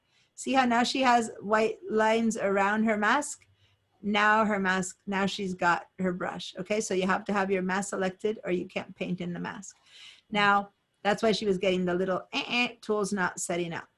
So now go ahead and make it bigger. Cool. And you're welcome. Go ahead and stopping your sharing. Perfect. Here we go. All right. So now let's go to now I'm share. Oh, no, I need to share myself. Okay. Anyone else who had questions, by the way? Yeah, I do. Okay, Mira. So the size and hardness panel, and then you have a rectangular box, and in yours you see 3 circles. Mine is blank, and it's with the circle with the slash. Over here. Yeah. The Yeah, I stuff don't- doesn't matter. They're presets. Forget all of that. All you need is these 2. Oh, Whatever okay. presets you have there are presets for your brushes that I'm not using. So I don't care what you're seeing there. All I care is that this and this is set correctly. Yeah, Okay. I'm good. Okay. Cool. All right. So let me show you now. Make sure that this is selected. Remember that Dot didn't have either selected. It was like that. And so then the tool says, I can't do it. If you have this selected, you're about to paint black or white like a graffiti marker onto the image. You don't want that. If you have this selected, you're about to paint on the pixel. So these are pixels, these parts. You don't want that. You want this portion selected, which is the mask. So make sure that the white lines are around the mask, not around the thumbnail. They have to be here. So once they are here, now watch what I'm going to do. What color paint do I have right now? I have white. And my mask is white. So if I try to paint now, nothing is happening. I'm clicking and dragging because I'm painting white on white. So what I need to do is I need to paint with black. So what did I need to do to change that from black to white?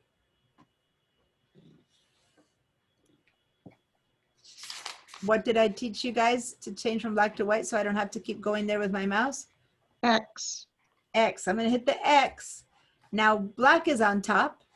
Now I'm ready to paint. So I'm going to click and drag, and I'm going to begin to paint on the edge of this line. And see what I'm doing here? I am hiding on this mask the edges of the stuff that I don't want. So I'm painting black. Now notice that if I go too far, suddenly I'm hiding his head, and he has a big head. So I want to undo that. I'm going to go Control Z and make sure that I keep it to the edges. So maybe I need to make my brush a bit smaller because here I'm running into his head. So that's why I said you're not in a fixed size. For one side you need a bigger one, and for another side you're smaller. So now I'm going to make it smaller with my little tools right here. And I'm going to keep painting around this edge. So what I'm trying to do is I'm trying to blend. This is a very soft brush, so it's blending the edges that are obviously off. Now, if what's in the background is a little bit off as to where it was, like this line used to be straight, but in the end, who cares if it's straight or not? Because if I get closer, I get the double the double head. I'm going to undo that, and I'm going to be fine that it's not. Now, if I make a mistake, right? Say that I really did, oh, sorry, I didn't mean to do that. I'm looking. If I did end up doing something like that, and it's too late to undo, then all I need to do is paint white again. So I'm going to switch this back to white by keeping my X over there. And now I'm going to paint again over this guy to get rid of the part of his head that I didn't really mean. So maybe you got a little double ear or something. So once again, to show you really, we don't ever need to see the mask, but I'm showing it to you for you guys to understand what's happening. I had sharp edges on the piece that we brought in. So now I'm trying to soften those sharp edges, and this brush can paint white over white. See there, white over white, and nothing is happening. But if I switch it to be black, I'm getting this very soft brush because I made it very soft. So I'm getting these very soft edges. I'm going to switch to white and paint over again. So this is what I've got going right now. So when I paint these very soft edges over here, I am now going to see those harsh edges again. Okay, so if I go back here to the image, I am seeing that harsh line again because I'm not hiding it anymore. If instead I paint black, I'm going to hide those harsh edges. But the problem is that doing it in here, I don't see his head. So I probably encroached upon his head. And yeah, see, I'm hiding some of his head. So that's why it never works to work in the mask. This only helps for you to check if you're doing things right or wrong. Sometimes you have a question, but you can't really work in your mask. It only works to work in here where you know that the mask is what's happening. So I'm going to now switch back to black, paint his head back in again, and then try to just eliminate the edges with white. So that's the edge I want to get rid of. And this worked really well because the t-shirts and the neck were so identical that I was able to match him in the exact same place that he came from. And as soon as I begin to encroach, I just back off. I change color and I fix from white to black, from black to white. And that's how I end up having, if I turn this eyeball off, that's the original head. Turn my eyeball on, here's my new head. And if I inspect all the edges and everything is hidden, then yay, it worked. Okay. Now, Peggy's asking me to zoom into the tools, which is really helpful, but right now there's nothing really to zoom into, but I hear you. It did help to zoom in, but right now it's just working in here. So, so if I zoom anymore, you stop seeing the edges, but I'll do my best to keep zooming in. Okay. So this is the mask I'm turning the mask off so that you see what I had originally. And now I'm clicking on the mask so that it went from that to that. And you do that to see whether you've hidden all of the sharp stuff. And if you have, which I think I have, the edges have blended very nicely. If you turn this off, there we go. I just turned the eyeball off the bottom. Then I can see, actually I left a little sharp edge over here. So I can go over here and switch to white and get rid of this edge. Here I have a little sharp edge. So this is actually a better way to see what's happening now that I think about it. I'm going to switch back to my black and paint over here and see over here with black, I am seeing my sharp edge right there. And I'm going to turn to paint with white, and basically I'm kind of eliminating the edge. That's really what I'm doing. All I need to do is paint around my edge because these images match so well that there's no need. So what I'm seeing is going to be the original, a combination between the original and the new. So I'm making sure that his face is all the new face. And in this case, it looks like the whole new neckline. And all I've done is I've softened the edges so that the blend blends in gently. When I see the bottom again, you can't even tell there's an edge. So that was me turning the eyeball off the bottom so I can just see this layer to see how it's working with my mask. Okay, I know there's going to be a lot of questions. So before we do much more though, I do want us to save. And if we save in here, this is the stuff that's for those of us who are on VDI. If we save here, we can't save because it's the shared drive. So we need to go up and say File, Save As. Save on your computer, wherever you are, even if you're still working on it. Let's go ahead and save as, save on your computer. Go back to Google Drive, My Drive. And then if I have a Photoshop class, my files, and maybe instead of leaving it as group shot, whatever, I can just replace that to swapped head or group shot, changed head, or whatever it is, new head.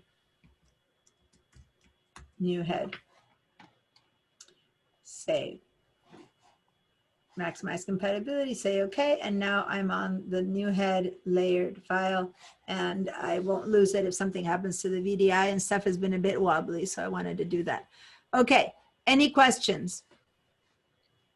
Yep. I do. Yeah, go ahead.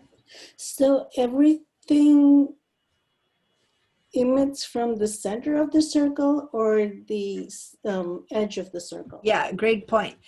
The edge of the circle. Over here where I have nothing to hide, I'm going to switch to black. I'm going to show you the mask itself for a second. And the circle, when it's a very soft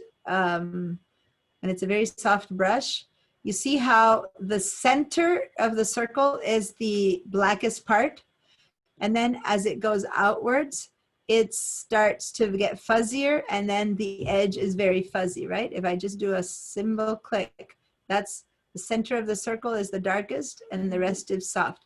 So when you're trying to soften an edge, you want to use just the edge of it, right? You want to just do the edge so that you get the softest part of it. Okay.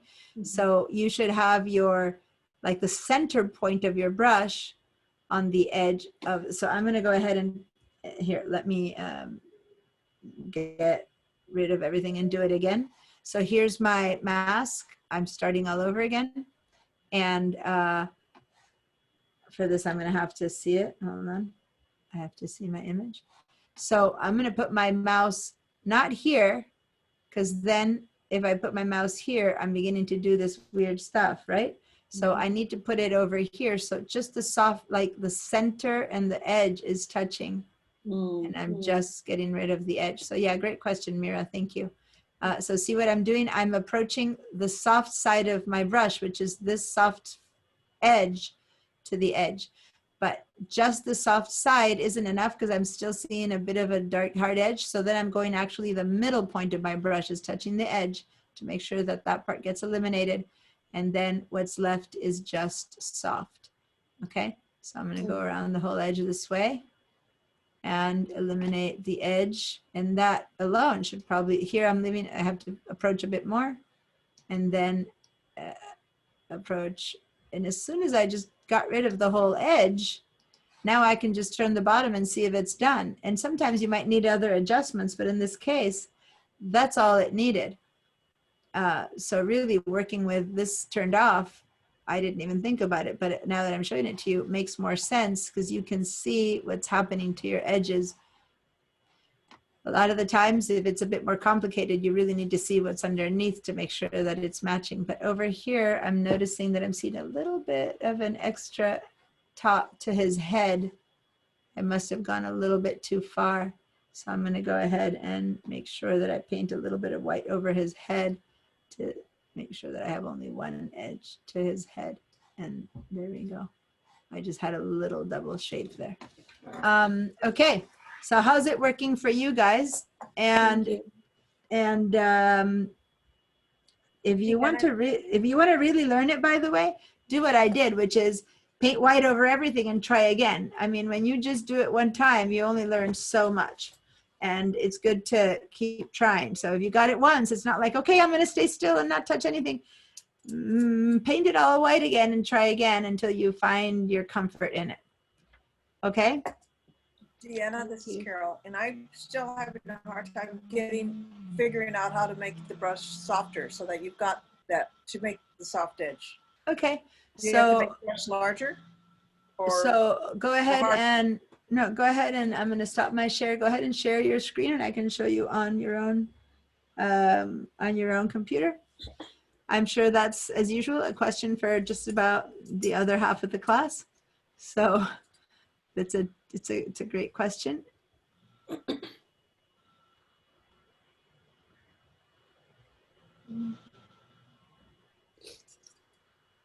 Are you sharing your screen, Carol? Yeah.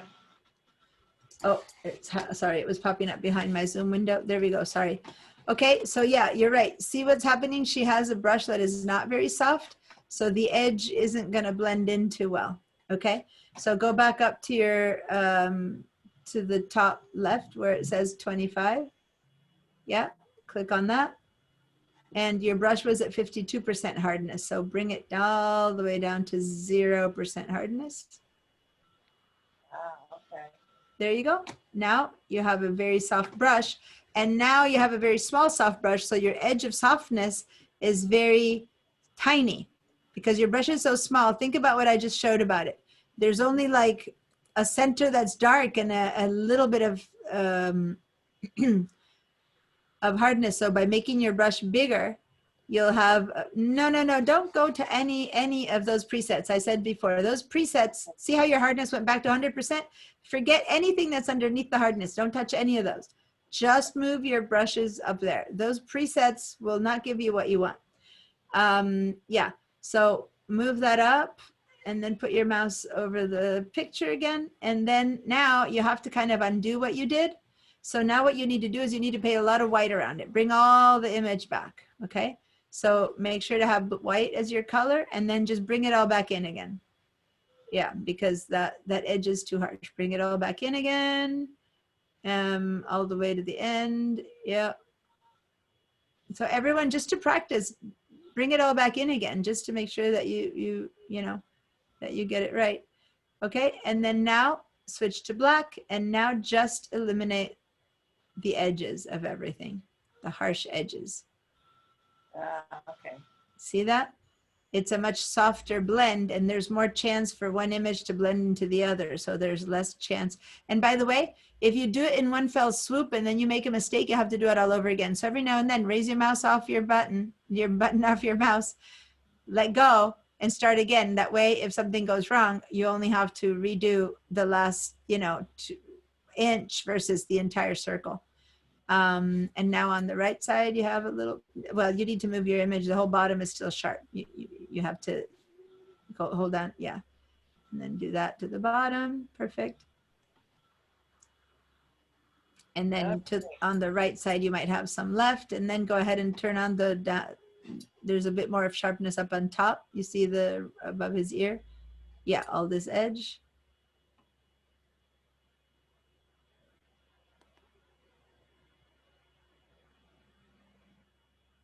Cool. And now turn on the eyeball on the bottom layer and let's see how they blend. Nice. Now look at the t-shirt there.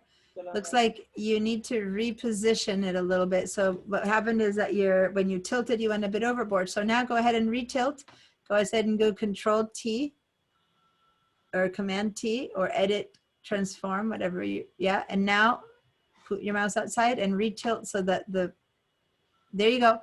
Now, don't go overboard because you're doing it, you're getting out from the left. There, that's about right. And now bring it down, down, down, down, like with your arrows a little bit. Down, down, down, down.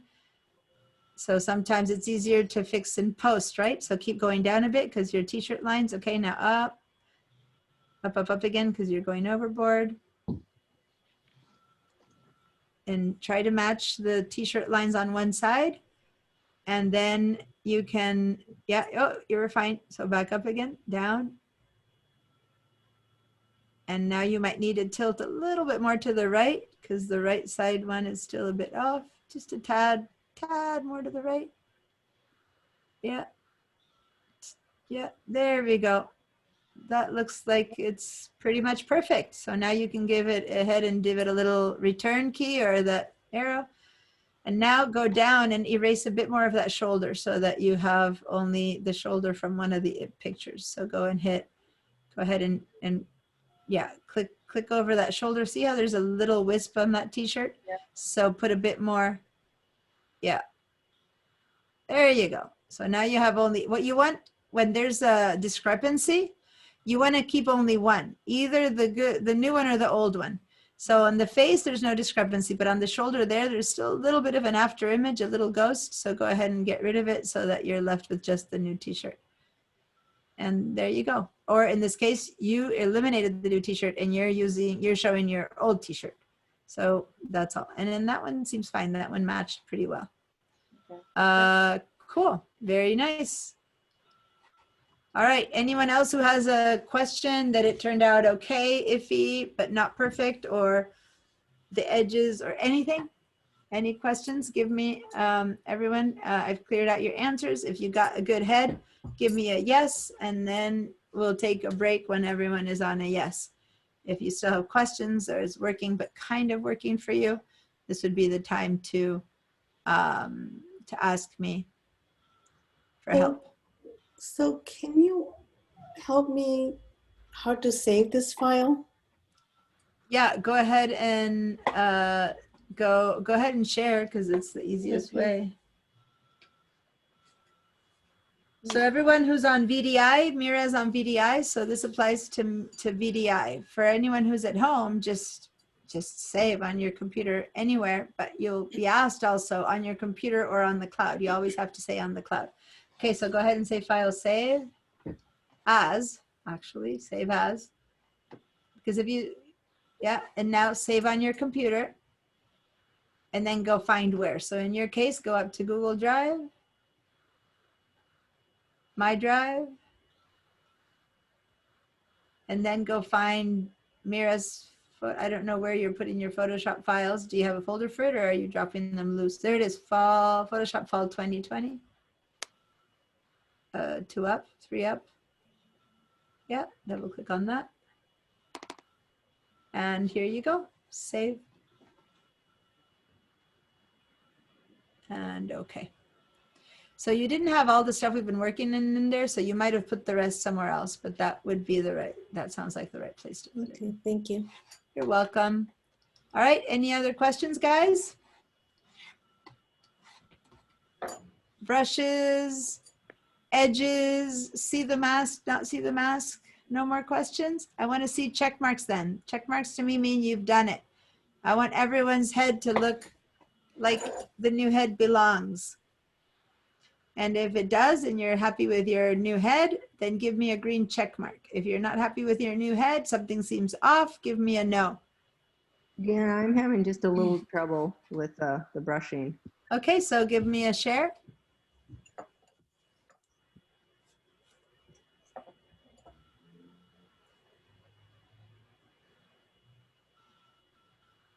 All right, so not seeing your layers. Where did your layers go? Oh, you moved things out of the way. No, there they are. Okay, so you're in the right place. Go ahead and turn off your eyeball of the bottom layer. So go to your layers and turn the eyeball off the bottom. So you're fine, you're in Photoshop. I'm having trouble finding this on my screen now that I'm sharing it. Oh, because you probably have the window. Okay. You probably have like the strip of us people. Right. Yeah. So, and that strip of people, when you see our faces, there's 3 little lines and you click on the smallest straight line and it'll collapse all the, Okay. and then you'll see underneath it. There you go. So now turn the eyeball off the bottom background. There you go. So here's what's happening on yours.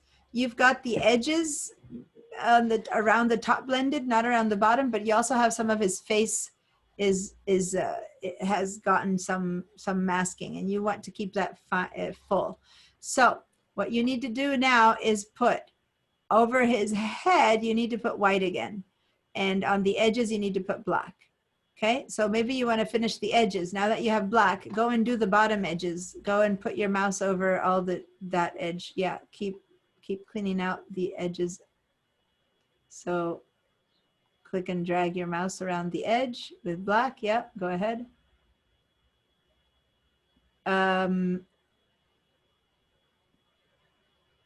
What's happening?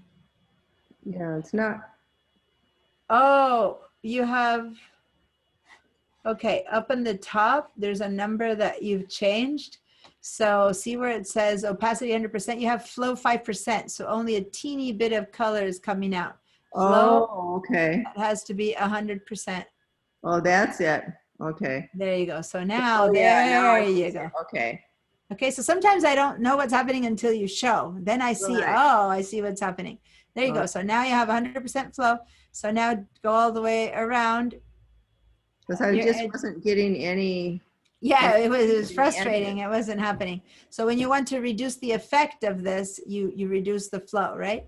Mhm. But in your case, you want it 100%. Okay, so keep going down all his t-shirt. And then you're gonna have to go back up and put some white. So keep going. The whole edge of his t-shirt still needs to blend in, right? So keep going. You don't want any harsh edges on any portion of what you blend in. Okay, now you need to change your color to white because you've gotten rid of his forehead and stuff too. So switch to white and now go with your brush right in the middle of his forehead and paint all his face in again, all his head, the edge of his hair, the edge of his head. You want that to be 100%. So go even to the edges of his head because I think you're not really at the edges of his head. Yeah, you need that whole head to be in there. Okay. And his ear, right? And the ears, right? The edge of that ear and maybe the edge of the other ear needs to come in again too. Okay. There, that seems about right. Now turn on the thumbnail, the eyeball of the other one, and there you go. You still have a little bit of a, on the left side of his head, see a little bit of a line. So turn off that eyeball to see what you need to do. And it looks like you still need to paint some more white on that side of the edge of the head. So go over his hair. No, you're fine. You're fine. You're fine. Oh, cancel. Just sit inside, not on the edge, but inside his head. Yeah, and keep Oh. painting white so that you see. Yeah, and you don't need to be so careful about the edge. What you're trying to do is eliminate the other one. You've gone a little bit too close to his head. So around his head, there has to be enough darkness to really hide his other head. So really the only problem was on the left side of his head where you could see a Okay. bit. All right, that seems like that should have taken care of it. Turn on the eyeball. Oh, yeah. And yeah, it's perfect. Great. Cool. Awesome. Give it a save. Okay. Great. Thanks so much. It was that flow thing that was my problem. Yeah, it was. And that's the kind of stuff I can't see until you show me. Whenever people go, it's the tool's not working the right way. There's some other setting and I don't see that until I see it. So thanks for sharing your screen. Okay, guys. I've got a lot of yeses. Let me see. Some people don't have yeses. That's because it's your second screen. Dorothy, I don't have a yes on either of your screens. Dorothy, how are you doing with yours?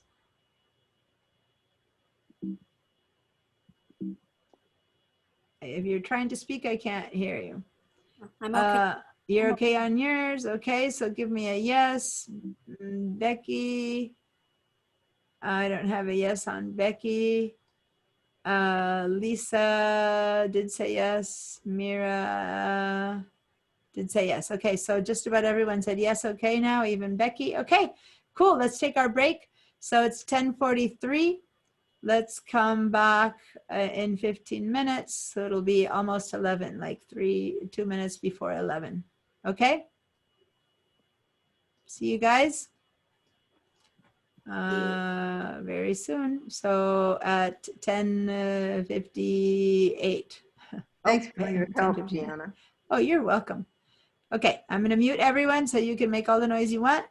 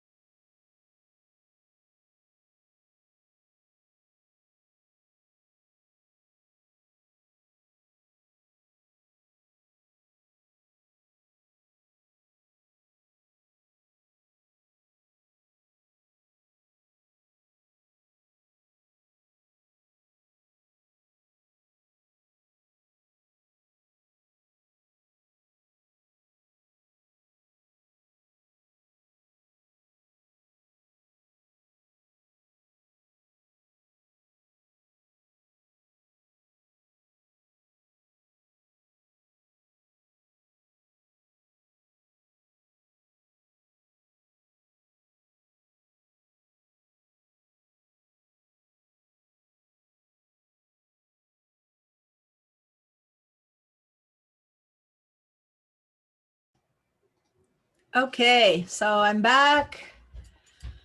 I'm back. Let me see what you wrote. Marie, yeah, no problem. Marie, if you're there and you're hearing me, you're asking to be out. Thank you. Green, I can help you. That said, just for everyone, you know how I always offer to help at the end of class?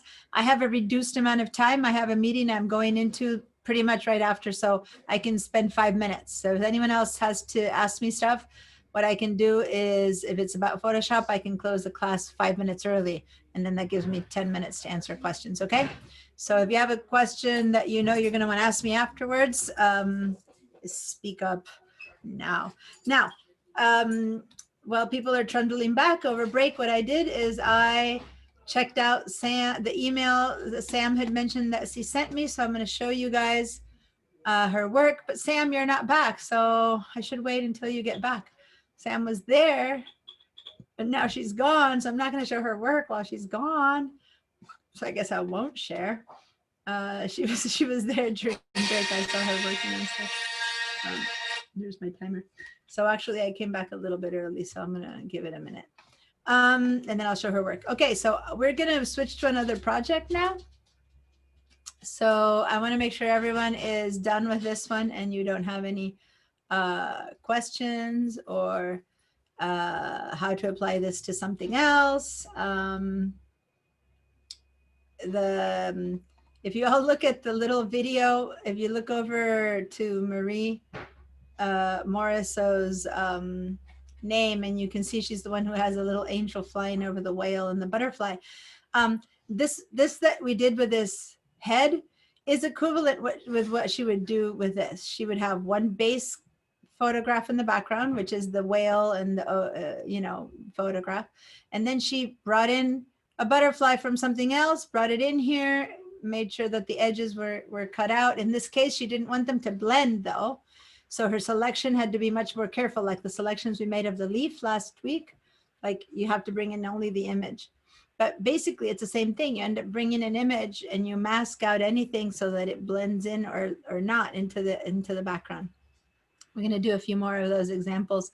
But the construction of this image that she has there would be basically one background and then the 3 elements on top floating, like we have a floating head in this one. Okay. All right. And the sky. What's that? And the sky. And the sky. yeah. That's true. She brought the new sky because she had a city there, or the coast and stuff, and so she just put an eternal horizon there. But it's the same idea. You go and bring something from another image. We happen to bring a head that had to match, but you can bring something else, paste it in there, make sure that the edges of that image blend in. We had to blend in this case, or don't blend in, are very nicely isolated as we did in the examples the other day. And that's how you get composites. Just as a tip, the composites that you make, the only thing that matters truly for it to look real or not is to have the lighting on the elements be make sense. So Sam, I was beginning to show your images and I noticed you were gone, so Yeah, sorry, I'm right here. No, that's fine. So so these are the images that she shared with me that she's been doing for people commercially, like, financial work that she's done based on work that she's done here in class. So so this is an example of a sign that I remember in class where you had the logo you had to recreate, and the logo, we had to work on it. We did that in Illustrator though, didn't we?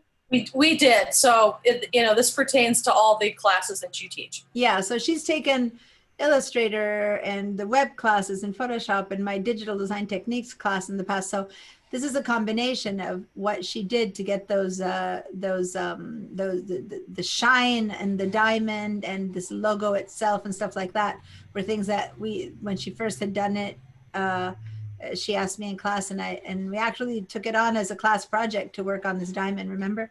So when you bring me stuff of real life, I like to bring it into class if it applies and have everyone work on it. And so everyone in that class worked on that diamond, for example. So anyway, awesome, great job on this. And then this is the back of a postcard, and it shows up a bit broken up because the size. It's a low res. It's a low res size, but anyway. So did you work on this photograph to enhance it, or is the photograph? I did not. I worked on the other side a little bit. If we turn Okay. it over, I'm pretty sure on this one I did. Yeah, I did a little enhancements here and there. This isn't that exciting of a project. I just thought I'd share the fact that, well, you can see the logo there. It's not that it's so exciting. It's just that, it's just combining all the skills we learn here. You can do little projects like this.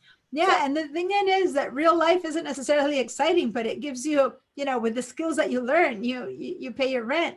Practical. It's practical application of the things that you learn. So anyway, she's taken all the different classes that we are, not just me, but we offer. But she's been in many of mine. So anyway, this would be a typical local business needing some design help. There you go. So awesome. Thank you so much for sharing with us. I put it in the student personal work of the Photoshop class files if anyone wants to see them, where I have also Marie's and John's stuff. Okay. The only one who shared stuff with me but is on the web, so I don't have him here, is Leland. Leland's stuff is on the web. I guess I could put links to the stuff he's made. But okay, so guys, I'm in Bridge again. Okay, so in Photoshop, let's go ahead and let's close these files. So make sure that you saved. And let's close the files because we don't need them anymore, other than to sit back and enjoy what we've done. Which is basically get 3 people to nicely be sunny. Now this one is the one we took the face from. So if it asks you to save anything, you don't need to because there's nothing changed.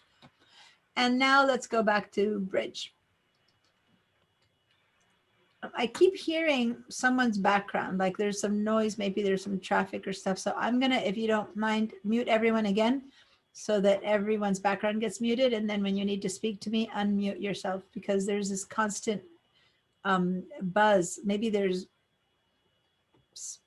water or traffic or wind, something in someone's background it's making white noise. And I seem to have a bit of a rough, I've increased 3 more classes this week, so I'm teaching ridiculous amount of hours, and I think I've been talking so much all week that I'm losing my voice a little bit. So everyone go back to Bridge, and in the general photos, I've incorporated the photos that I sent to the group, and or I thought I had. Hello. I thought I had put them in here. Yeah, they are. And I want to show a different set of features. There's so much we can do in Photoshop, but I want to play with something called content-aware tools, which are much less work. What we just did was a lot of work because I had to teach you a lot of things around it. But then there's some stuff that, like a miracle, as if you know what you're doing, just do some great stuff. And content-aware is pretty cool. So the content-aware feature is a feature of many tools. And what it does is artificial intelligence. It's the computer seeing what's there and using its own knowledge of your image to replace or adapt whatever tool you're using.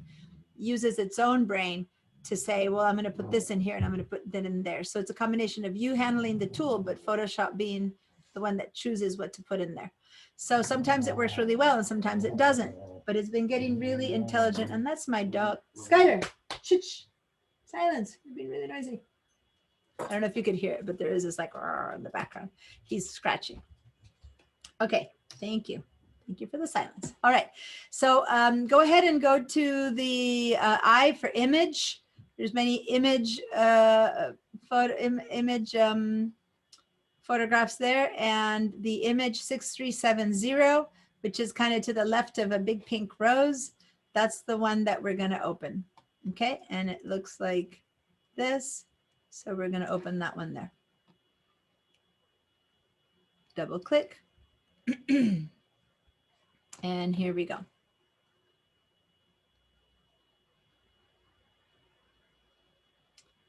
Everyone has it?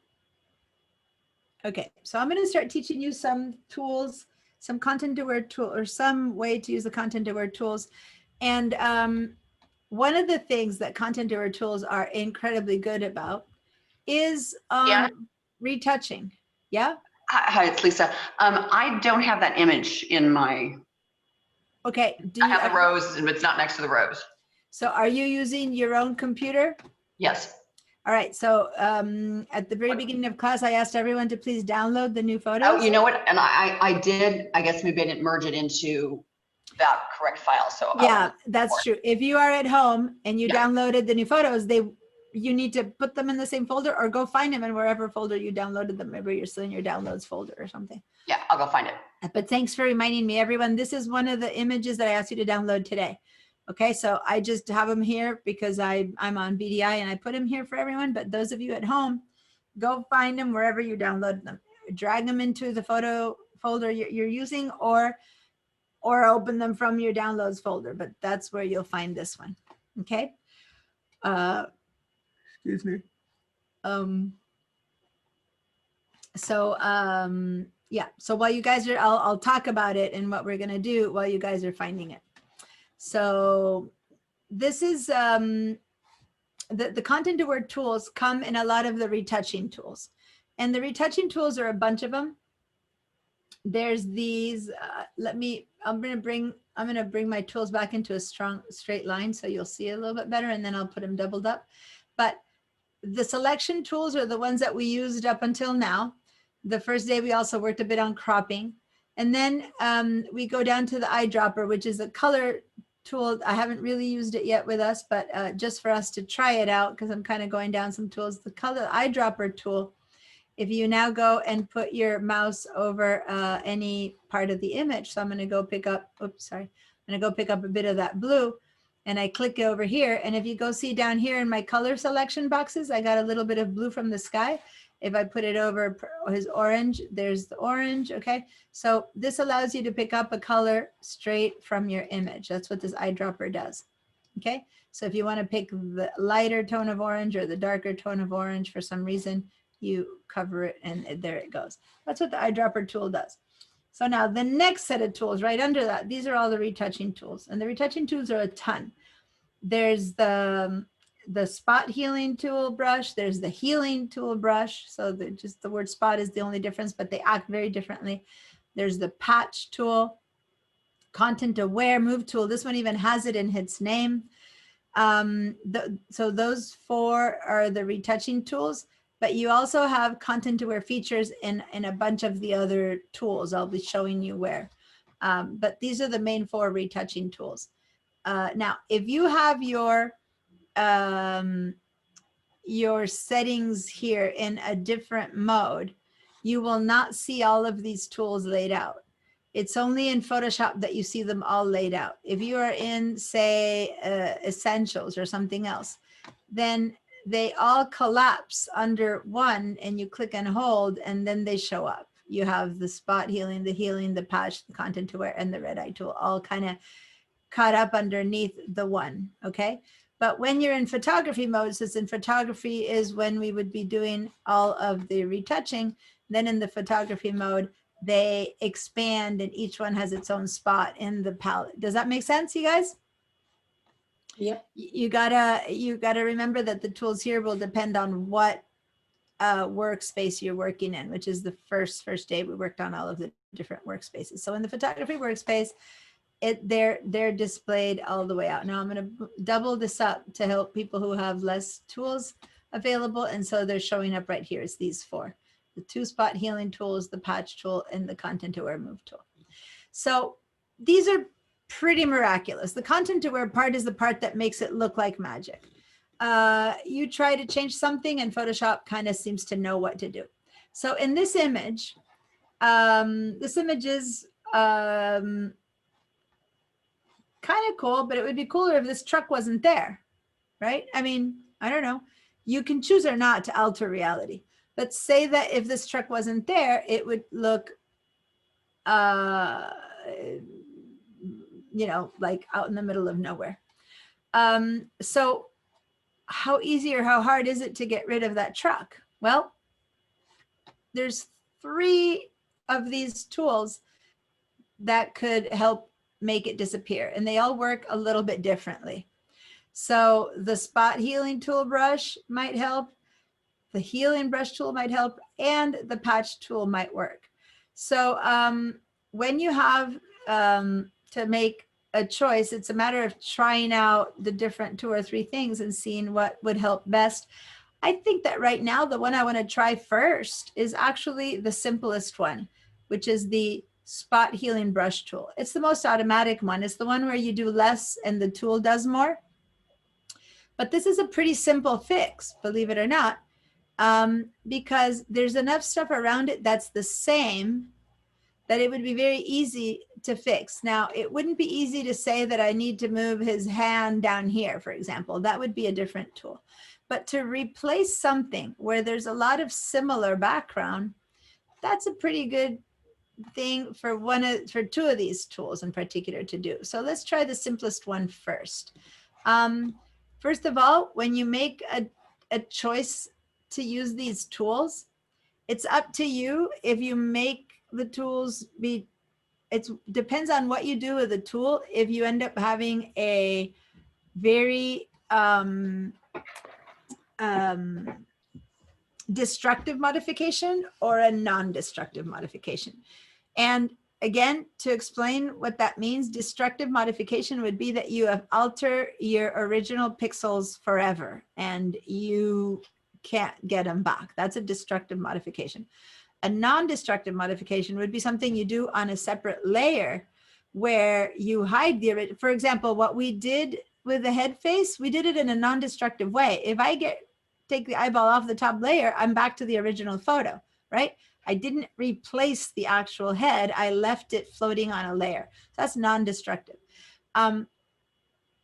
Now, what I didn't finish on the other image, and it's good to finish, maybe later we can do that, is how do you then work with an image that has 2 layers if you want to print it or something, if you want to put it in a brochure?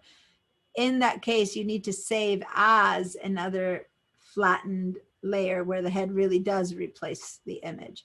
So anyway, but in this case, if I were to take this, this car away with this tool on this same layer, then that would be destructive. I would never be able to get the car back. And not that I want the car back, but maybe there's another image in which I would prefer, I need a little car in the background. And so I might want to have a little car in the background, some image to put it in there.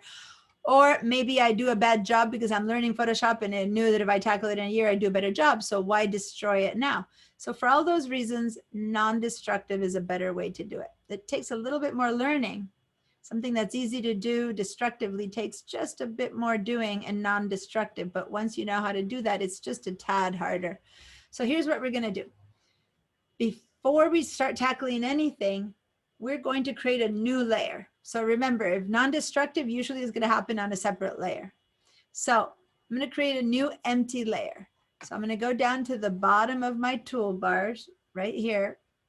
And I'm going to click on the plus sign. Now, for people who've been using Photoshop for the past 20 years, the new icon always looked like a little dog-eared page. It was a page with a little triangle taken off the tip. That icon was in many, many, many tools when you needed a new whatever. That has changed to be the plus sign, which consciously is better, probably a plus sign. But since it has changed all across Photoshop, whenever you see this little plus sign, that means new of whatever you want all over. Illustrator, InDesign, all of the Adobes, the new icon isn't the dog-eared page anymore. The new icon is this plus sign. So now when you're in a layers palette, that means new layer. If you're in the channels, it's new channel. If you're in the path, it means new path. You know what I mean? So it depends on the context of where you are. The plus sign means new of that thing. So we're in the layers panel. We click that little plus sign one time and we get a new layer. Okay. So remember, it's contextual to whatever you're in. It means new of whatever you're in. So here we have a new layer. And in this new layer, I am going to try to create a patch of background that hides this one. So it's similar to what we did with the head, but we're gonna just, instead of replacing, we could. One option is to take a chunk of this background and put it over the car in a new layer and hide the car. Similar to what we did with the head, only with a chunk of background. But we're gonna, and that's the way we used to do it before these retouching tools existed. But now that we have retouching tools, we're gonna try those out. So let's go to the spot tool healing brush, which is the top, the leftmost or topmost of the Band-Aid looking tools. The one that has the little 3 dots around it. Okay, so there's 2 Band-Aid looking tools. This is the healing brush tool, and this is the spot healing. And though the names are similar, the icons are similar, they work very differently. So do not confuse these two. So we're gonna start with this one. This is the one that's pretty much the automatic one and the more intelligent one, and that you don't do much, the tool has to use its intelligence. Once you select that tool, the first thing is to choose its size. So right now it's a tiny little tool for me. It's a tiny little dot. So with the same as with the brush, to make it bigger, I can use the brackets that are on the right side of my P in my keyboard to make it bigger. So each time I tap, it makes it bigger. Or I could choose to go here and make it bigger with this size thing, which I don't prefer to do, but if that's how you prefer to do it, then that's fine. Now I'm gonna make it as big as the thing I'm trying to retouch. Most of the times retouching is a tiny little dot in the sky or something, but this time we're trying to retouch out an entire truck. So I'm gonna make it about as big as the truck, but not really as big as the entire truck. So I don't wanna put my mouse and make it like, I don't wanna make it like really big like that or anything like that, because as big as my tool is, all the stuff that's under my tool is gonna be replaced. So I really don't want to make it that big. I want it about as tall as the truck, not as long as the truck. So that's why I don't like doing the sliding in here, because you can't tell how much you're gonna need. Versus if you put your mouse over here and use the brackets, then you can make it as big as you want. And what I want it is to be about as tall as the tallest part of the truck. So I'm gonna make sure that it hovers right under that wheel, and I'm gonna tap it to make it a little bit bigger. I'm gonna tap it to make it a little bit bigger up here until I have to have the window turned off for this to work. So it's a little bit taller. Okay, that's about the right size tool to have. Maybe if you're new at this, you might have it a little bit bigger because you don't want to wiggle too much. The next thing I need to remember is the hardness. This is a very hard brush. You know now that a very hard brush is going to give me hard edges, and I really want to blend my choice in a little bit. So I'm going to soften it, not to complete 0 this time, but maybe let's try 70-ish%.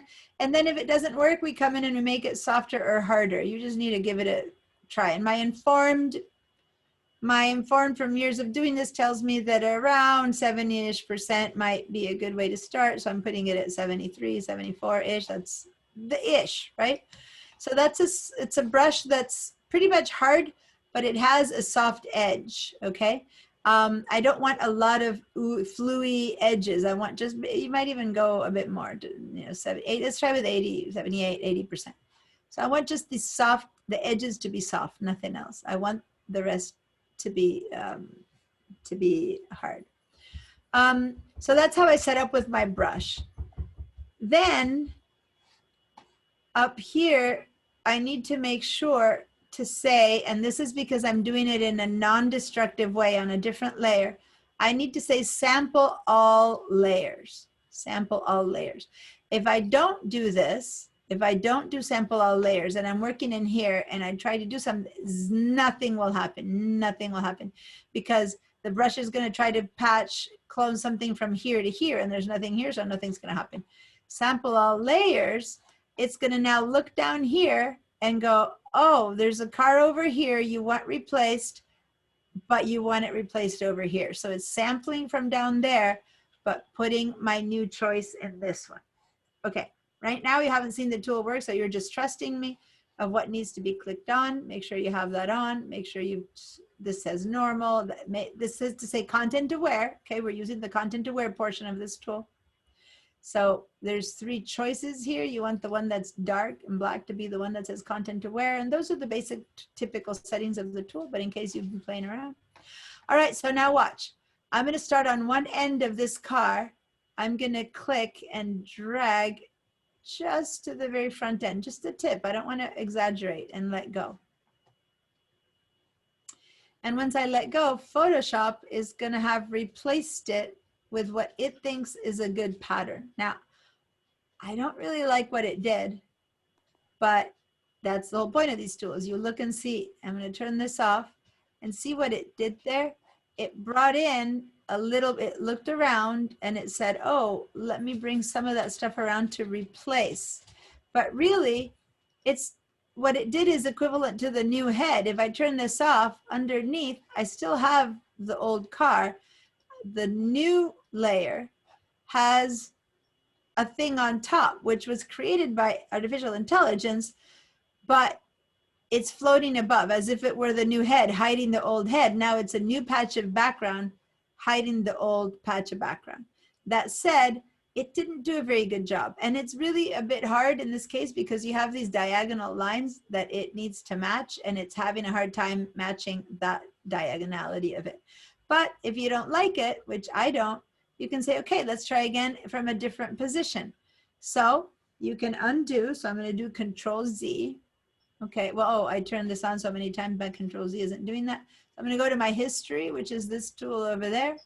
And I had turned the layer visibility on and off so many times to show you stuff that my spot healing brush that I didn't like is way down there. So I'm going to back up to where I have my new layer, and I'm going to try that again. So now I'm going to go from the front to the back and try that. And let's see if it reads a bit differently. It still isn't able to handle the diagonal quality. See what's happening? It's making a patch, but then it's getting a little bit lost. So I'm going to do Command Z. So sometimes it helps if you go to one section and try to do that, and then one section and try to do that, and one section. Nope, it's getting worse and worse and worse. I'm going to undo, undo, undo. Okay, so clearly this is too complicated for this tool to handle. So we're going to have to try and do it ourselves. Does that make sense? The tool on its automatic mode isn't able to handle it. So actually, I should show you how powerful this tool is on some other things so you don't think this tool is not bad. But it can replicate what's in the background. What it can't do is create a new patch. Okay, so what we're asking this tool to do, we're asking it to invent some of this and to put it over here, but it's not identical. We need it to actually make it bigger because of the actual angle. This is gonna have to end up bigger over here, and that's where it's kind of getting lost. So we're gonna have to do it ourselves. So much for the automatic tool.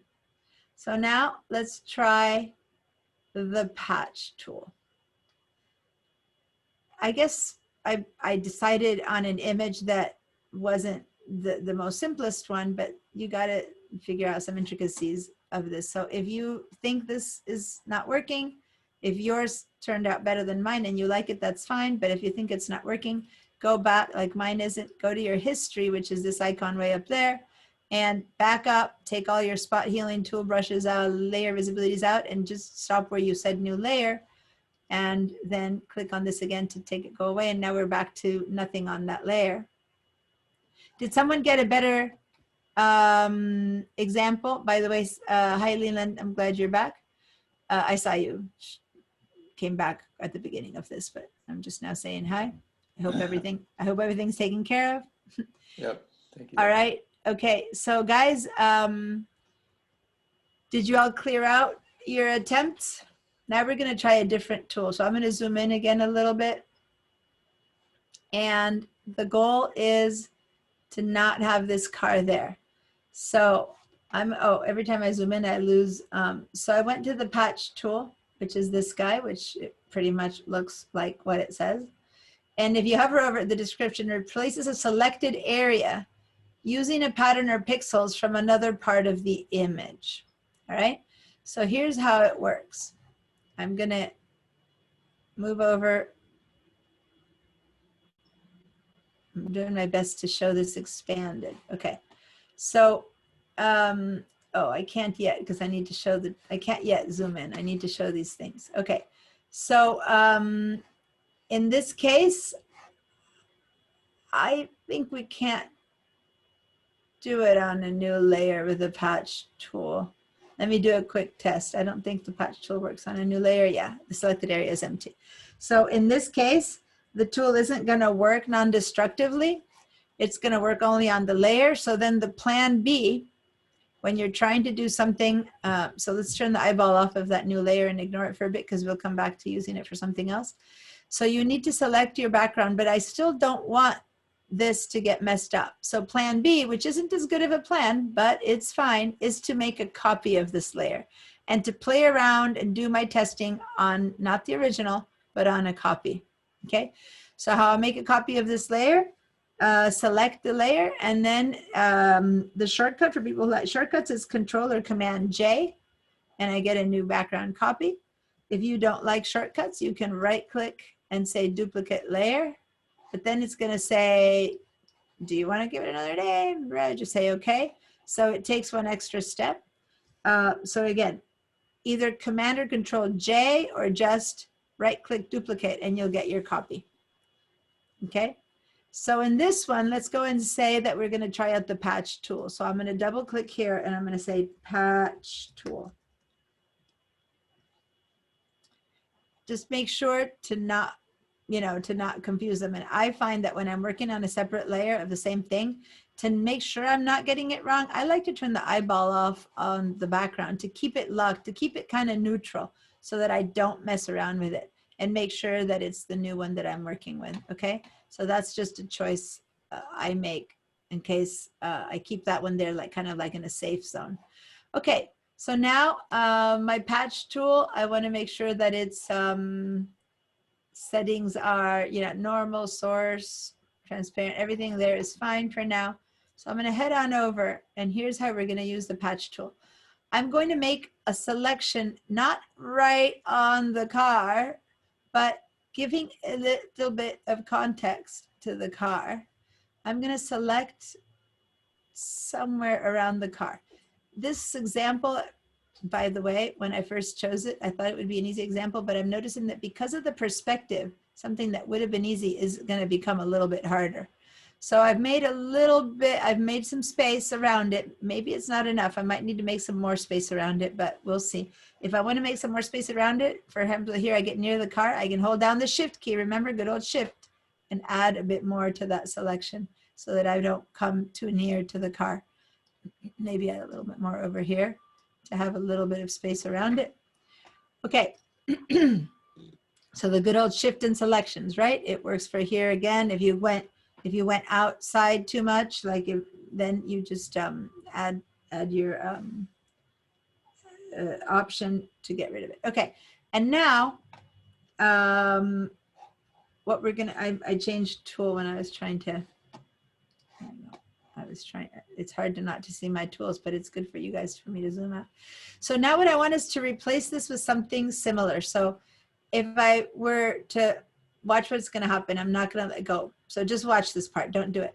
If I were to drag this patch out to this area, see how it's trying to put some of this stuff in the place where the car was? So this is not what I want. If I move it all the way there, it's going to put some blue sky in that area. I actually want to try and see if I can put something similar by moving somewhere over here-ish. It's not going to be perfect, but it's a bit more near to what I want, and then I let go. And then it does its best when I let go to kind of blend it in. Now it looks better now that it's going to list. When I get rid of the marching ants, it's going to look not so good because the edges aren't going to fit perfectly, but that's much better than what we had up until now. So now I'm going to say Control D or select, deselect, and look at it. And not bad, right? kind of good. Now, I can still work on these edges with the other tool to blend them in, but that worked better. Now the color of this background is not the one it was, but if I blend these little edges in, I can probably end up making it look good. Now I seem to have dropped it a little bit off because it's not really on the edge. So I'm going to try that again, but I'm going to try to drop it in a better way. So I'm going to say Control Z, and I'm going to try that one again. So I'm going to go over here again, and I'm going to see if I can, before I drop, instead of dropping it like that or like that, maybe I can move my draw a little bit better. So I think right there, I've matched it a teensy bit better. The line of my edge is a bit better, and now I'll let go.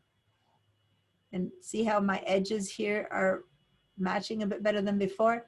This might not be so good of a match, but this is. So now I'm going to say Control D to get rid of my selection, and I'm liking my lines a bit better. Now I've got a worse solution there, but that I'm gonna try to work with another patch or with some other of my patching tools. But I like that line. Right now I'm looking straight at it, and so I can see that something's wrong. But remember that by the time I fix this little area and that little area and I zoom out, it won't be such a noticeable problem, okay? So before I continue trying to select this, how's it going with everyone else, and what is happening to your patch tool? Is it working for you? Did you get a good enough copy? Sometimes you need to reselect the car because the original selection of the car was too big or too small. So you're still seeing pieces of tires. Tell me how it's going over there. Good. It's good for everyone? It's okay. You know, the lines, again, there's this little jumble edge at the either end of my selection. So it's not bad. The most important thing here are the lines, because over here and over here is going to be hard to make that line match if you don't match it now. Okay. The other stuff here, there's another line. It's the edge of the road. But what we can do now is we can replace some of this road over here with another one of our clone tools that I'll show you. Okay, so just match that line, that top line, and undo and redo again until that line matches, and then we're going to make the bottom match. There's the other reason there's a problem here is that over here, the photograph was already losing some focus, and here it was sharper. So we brought in a sharper thing, and so it looks a bit sharper in here when it blends back into where it was not sharp. It's kind of doing this weird little transition there, okay? So if you pay attention to what's happening, maybe what we need to do is replace that piece too. So we could do is go ahead and do Control Z a few more times again, and now change our selection so that we replace. See how this is softer than that? And so maybe I need to add this, and I need to make sure to also add this to my selection so that this also gets replaced. Maybe I can do a little bit less of this road. So I go ahead, and how do I take away from a selection, guys? I add with a shift. How do I take away from a selection? Alt. I hold down the Option or Alt key, and now I take some out, right? Maybe I put a little bit less of the road in there because I don't want to affect my road so much. So that's how you try some stuff. It works. You know, I'm going to maybe make it a bit closer to the nose over here, take less of the mountains. So you kind of look at your result, and you kind of try to change the shape to the things that didn't really work. And what didn't really work too well was this road. So let me see. If I get too close to the car, it might work worse. Okay, so I don't know if it's going to be any better. But that's how you do this stuff. You keep trying. Okay, so now I'm going to give this one a try. Okay, now I'm going to move it over here. So now I'm replacing the entire road all the way to the end, and I'm not going to have that issue with softness. I'm still going to have an issue at the tip of the truck, but that is fixable. So let me see if I like that a bit better. Command D. I like it better that I have less issues here. Most of it looks good. The only place I have an issue now is up front. So that's kind of cool. So now I only have to fix the front. Before I had to fix the front and the back, remember? So you basically go back and forth And that's why you end up loving your history tool, because you go, let me try that one again with this. Let me try again. So now I'm at a place where I think that the line is pretty good. All I need to do is fix this little transition there and maybe blend. But I think the colors in the mountains are going to blend in on their own. By the time we fix this, no one's going to notice. It's not like you know if there's really another hill there or not, right? So this won't be such a problem. It's this part that needs to be fixed. Before I continue fixing that, where are you guys at? How's it working for you? Any other questions? If you did it successfully one time, remember you learn more by trying it again. So go and reselect and try it again and see if this time you get a better result. Any questions? Okay, so give me a little yes if you're kind of at the same place I am, where you got something that you're kind of okay, but you need to keep working, because usually you kind of have all the reasonable retouching tools and you help each other out. You start with the one that makes the biggest difference. I tried one I didn't like, I tried another, I'm liking this, and now with my other tools, I can fix what's left. Okay, so everyone seems to be saying yes, that they're at about the same place I am. Okay, so I'm done with the patch tool. So now I'm going to move on to the other tools. I could try the automatic tool again, the one I don't think with too much. The only reason I want to try it again is because it's safe if I do it here on this top layer. I'm not sure this one's going to work. I would rather do the second one, the one I control, but first I want to show you guys what this tool does or doesn't do. So I'm going to try it again, because when that one works, it's the easiest one. It's like if the computer thinks correctly and does the right job, you're done. If you need to move on to this one, then you need to put your brain more into it. And so first let's try the automatic one, which is again, the one that we tried at the beginning. So I'm going to move it up there and over, and I'm going to zoom in. But over here, I'm going to make sure to do this portion of the work on my layer 1. So I need to not only turn it on, if you had turned it off, but now I need to select it. So now I'm in layer 1. And here I'm going to try the spot healing tool. Okay, so I'm going to try the spot healing tool first. And if it doesn't work, I'm going to have to move on to the healing brush tool. But this is the spot healing tool. And in this case, it's really important to not overdo it. I don't want to redo my entire thing. Now I just want to go and do a couple of patches. So I'm going to make it really small, and I use the brackets to make it really small. And I just want to smooth over these little parts where the message doesn't seem to be working. There seems to be a bit of a harsher tool. So I'm going to go ahead, like start it over here where it's a softer thing and give a little tiny click. Oh, where's my tool? It's showing. Is my brush very soft? Yeah, my brush, I left it at 77%. And right now that I'm so tiny, 77% is taking over a bit too much. So I'm going to make it actually a little bit harder. I don't know. We'll have to see when we do. I'm going to go to 90%. Let's see if that works some better. So now I'm going to go over here and I'm going to just try. If I just click here, sometimes it does a good job of blending things in, and sometimes it doesn't. And the good news is that I'm just kind of clicking on the areas, and what it's doing, I click over here and the computer's looking at everything that's surrounding that circle and going, let me put a little bit of that in, a little bit of this in. So it might be softening up a little bit or not. We don't know really, but we'll have to just try. And see, I'm getting kind of wiggly wiggles. I'm not really happy with that. Maybe I can do a longer line. I'm still not happy with what this tool is doing. It's kind of not knowing. It's grabbing some of that and putting it in there. So I'm going to Control Z, undo that.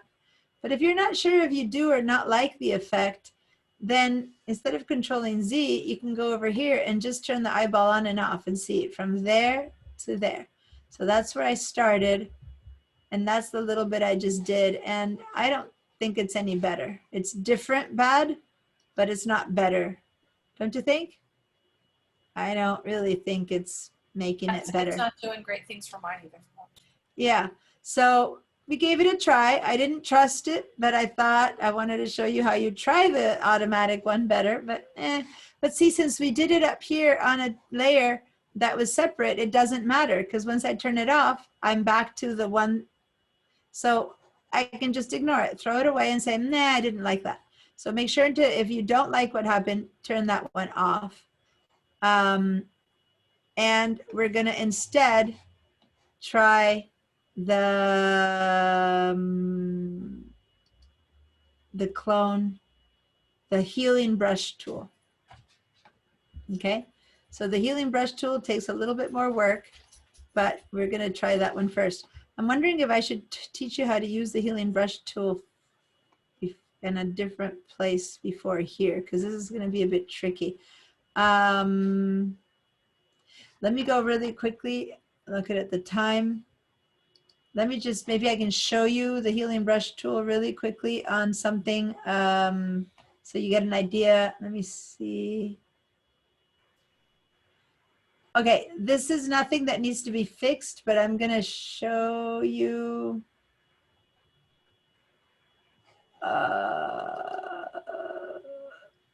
Here, I'm gonna use this one to show you something, just really quickly. So don't open this one, but the healing brush tool, what it does, I'm gonna make a new layer as well, because you guys can practice this one when I'm gone. So what I'm gonna do with the healing brush tool is I'm gonna grab a patch of this flower and make it appear over here. So I'm really gonna repeat or clone a piece of this and make it appear over here. So I made it on a new layer. I've got my I believe it's the patch tool. Yeah, I grabbed it already. I got my patch tool, and look what I'm gonna do. I'm gonna actually say that I want this entire bottom piece of this flower repeated over here. So I'm gonna hold down my Option key. See how it turns into a little target kind of shape, and I'm gonna click in the middle of that area. So I've just done a little click with my Option key held down. So I'm bringing a little sample. And now I'm going to move over here. Oh, it didn't sample all layers. Hold on. Current layer, current and below. Okay. So see what's happening? I click over here, take a little sample, and now it's like I'm bringing a little piece of that over here. And I'm going to say, I want it right here. I'm going to click and drag, and I'm going to draw that piece in. Okay, so basically it's pretty magical in that it brings something from there over here. So what this tool does is it replaces, you find something that you like and you bring it somewhere else. So now I'm going to say that I like, I don't know, I like this woman here. I'm going to hold down we're going to play more with this next week, but I just hold down my Option key, turn it into a target, and click the middle of her head. And now I'm going to go over here and I'm going to make another woman appear right here. Okay, so this copies what's there from the place that I make my sample. So now I'm going to click on the middle of this window right there. And so I'm going to bring a piece of that window in here. Does that make sense? So you copy things. Okay, I just wanted to show you how that tool works. Now let's go back to the one that we're trying out.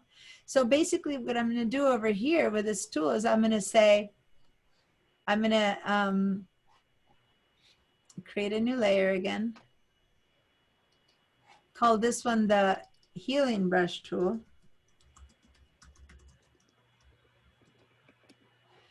And drag it still is right over the patch tool so we can skip over the one that didn't work. So it'll be right over the patch tool, healing brush tool. And see how I'm still bringing a piece of window from the other image? So I need to hold down my Option key and go click on something that I think would look better than this. And I think that what would look better than this white road would be a little bit of this gray road, right? So if I copy some of this transition over here, it should work. So I'm going to give it a try. I'm going to make a smaller brush, I want to copy this kind of road transition and put it there. So I'm going to hold down the Option key, sample that there, and then bring it over here, and I'm going to put it down and just kind of click and drag a little bit. And that worked better. So I'm going to do that again, sample a bit more, and then I'm going to bring it over here, and I'm going to just kind of drag so that I am hiding all that white patch of road. And there's more intricacies to this, and you can actually get it to work in a certain direction, but for now, that seems to do the job for me. And given that we need to learn more about this tool, right now, if I really pay attention to it, it looks like it's a bit off, but later when I look away and I look at it again, I won't notice any difference. I'll think that it's pretty cool. So I'm going back and I'm getting a little sample, and then I'm covering over it. And by the time I'm done, this is gonna look like it's covered. Now, since I did it in portions, it's kind of patchy.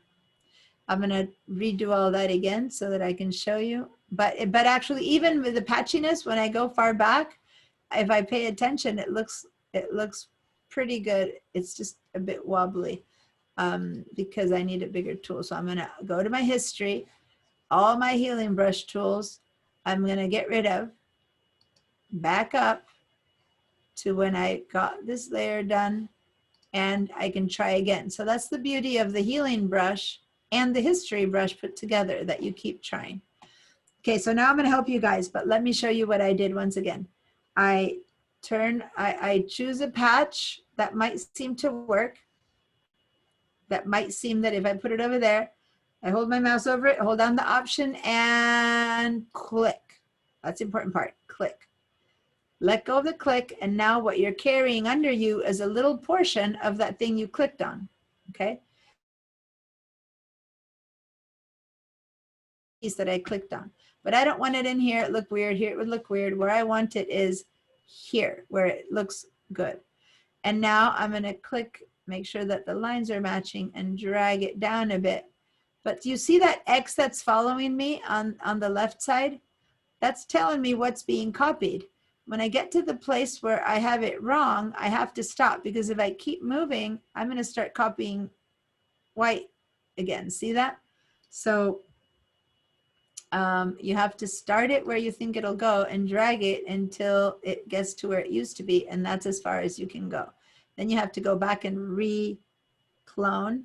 So I'm gonna go and choose another bit of that, and then I'm gonna put that over here again, and I'm gonna keep going and re-clone till I get to the part where it can go no more. So in 2 patches, I was kind of able to do it. That kind of seems to work for me. So by the time I'm done right now, that road looks pretty much like there was never any truck over there. The only thing that is left for me to do is fix that a little bit. But if I look at my road right now, it's looking pretty natural. Especially if I consider that I'm zoomed in, and that when I zoom out, once I get the color difference there under control, I will look at the road and think there's never been anything there. Okay, I know this tool is not easy to handle. Tell me what your questions are. Deanna, could you tell me what that tool was again? Because I try to look at the toolbar. I just wanted to make sure I got it. I'm sorry. It's the healing brush tool. When you're in the straight toolbar, it's the second Band-Aid. It's called healing brush tool. When you're in this collapsed toolbar, it's the one to the right. So this one is called Spot Healing Brush Tool, and this one is called Healing Brush Tool. It's harder to use.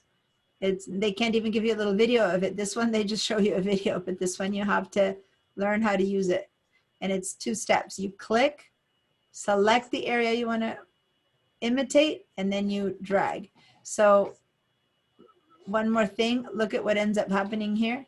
If I turn off the other eyeball, this is the new strip of road that I just created with my patch tool. See, it's the only thing that's there. So it's hovering. In fact, you have to be careful, because if I were to move this off, sorry, if I were to, I forget that I'm in the PC. If I were to grab this right now and move it, it's like the head. It's a bit of stuff, right? The only thing is that I created it out of patching it. I'm going to undo again, and it just happens to be sitting over the right thing. So it's hiding what's underneath, okay? But it's just a little piece of road that I created with the Healing Touch brush tool by copying some other piece that existed over there. I'm going to go ahead and also do some patching to the top so that the color doesn't bug me so much. So I'm going to go over here and I'm going to select a little bit of this tone. And by the way, maybe I need to soften my brush now because this one doesn't have a shape I need to care about. It's about a color. So I'm going to go into my brush and make it a little bit softer for this portion of the patch. I had it at 100% before. I'm going to move it to make a softer tool. And now I'm going to option control a little bit of that. And then I'm just going to, nope, that won't work. How about over here? I'm going to option click some of this and then see if that makes this feel a little bit better. Yeah, I'm blending it. And I'm blending this. No, ran into trouble over there. Your best friend, Control Z. Get rid of the last two things I did and try that again.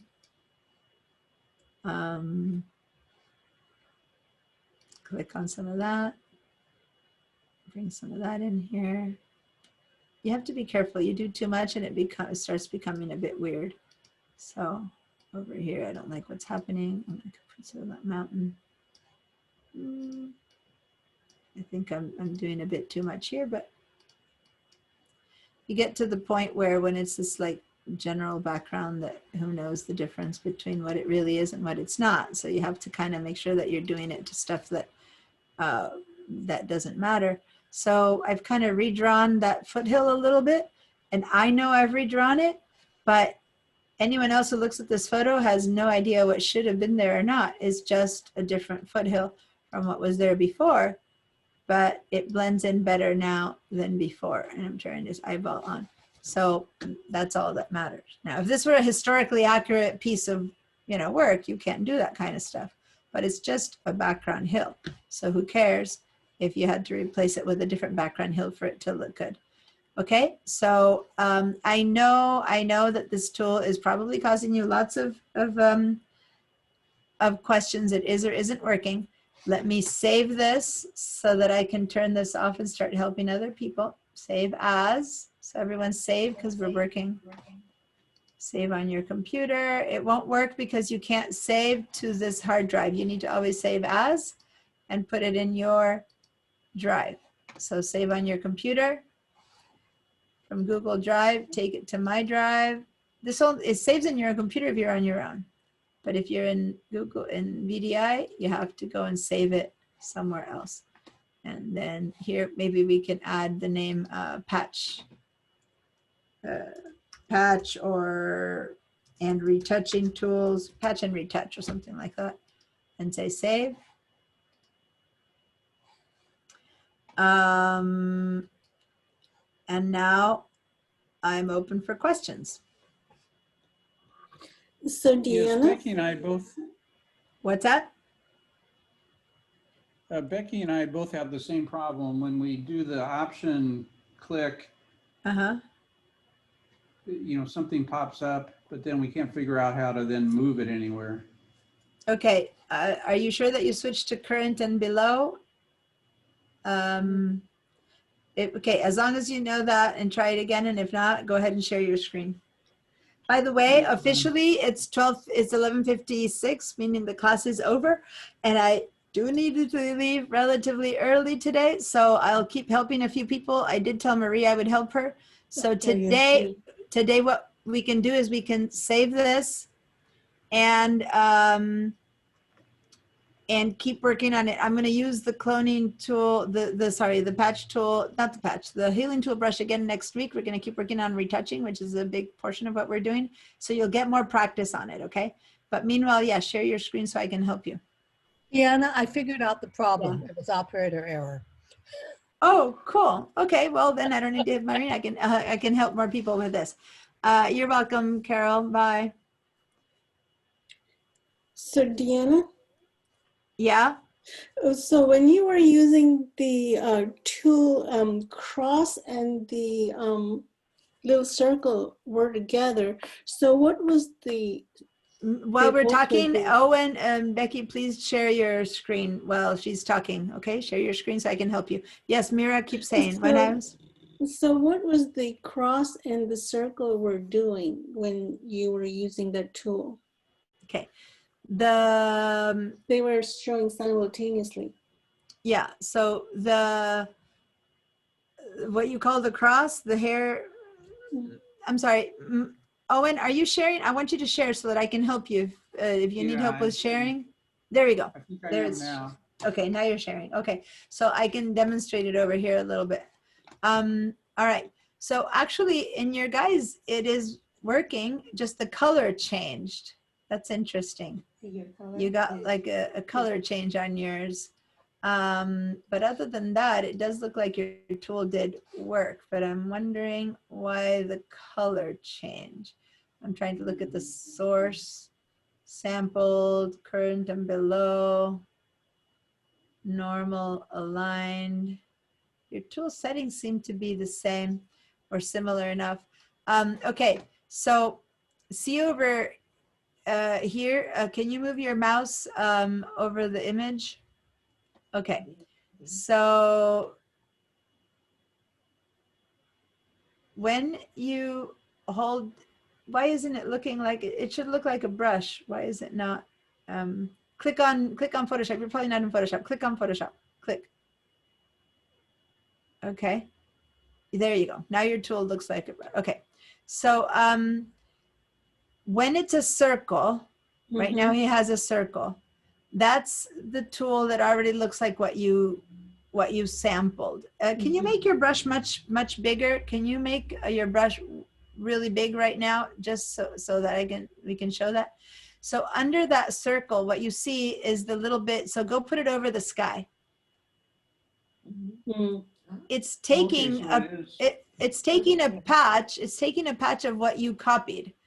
That's what's in your circle. How you copy that patch is by doing the click. So go over his t-shirt. Go over the orange part of his t-shirt. Okay, now hold down the Option Alt key. When you do that, you get this little crosshairs. And now click your mouse. Click your mouse. Okay, now let go of the Option key, and what you have is a patch of orange. That Option click is the sample you select. And now you're taking this patch of sample somewhere and you're going to put it somewhere. Now it makes no sense to put that there, right? Because it's orange t-shirt, but that's the function of the Option click. It's sampling something. Now go sample a piece of his green pants. So go down to his green pants and to sample Option, and now click, and now move out and see how you're carrying green pants around. All right, so that's what that is. And then if now you click and drag, you're going to place green pants over there. But because it's intelligent, it's going to adapt to the color. It's brought the texture, but not the color. See? And so that's because it's a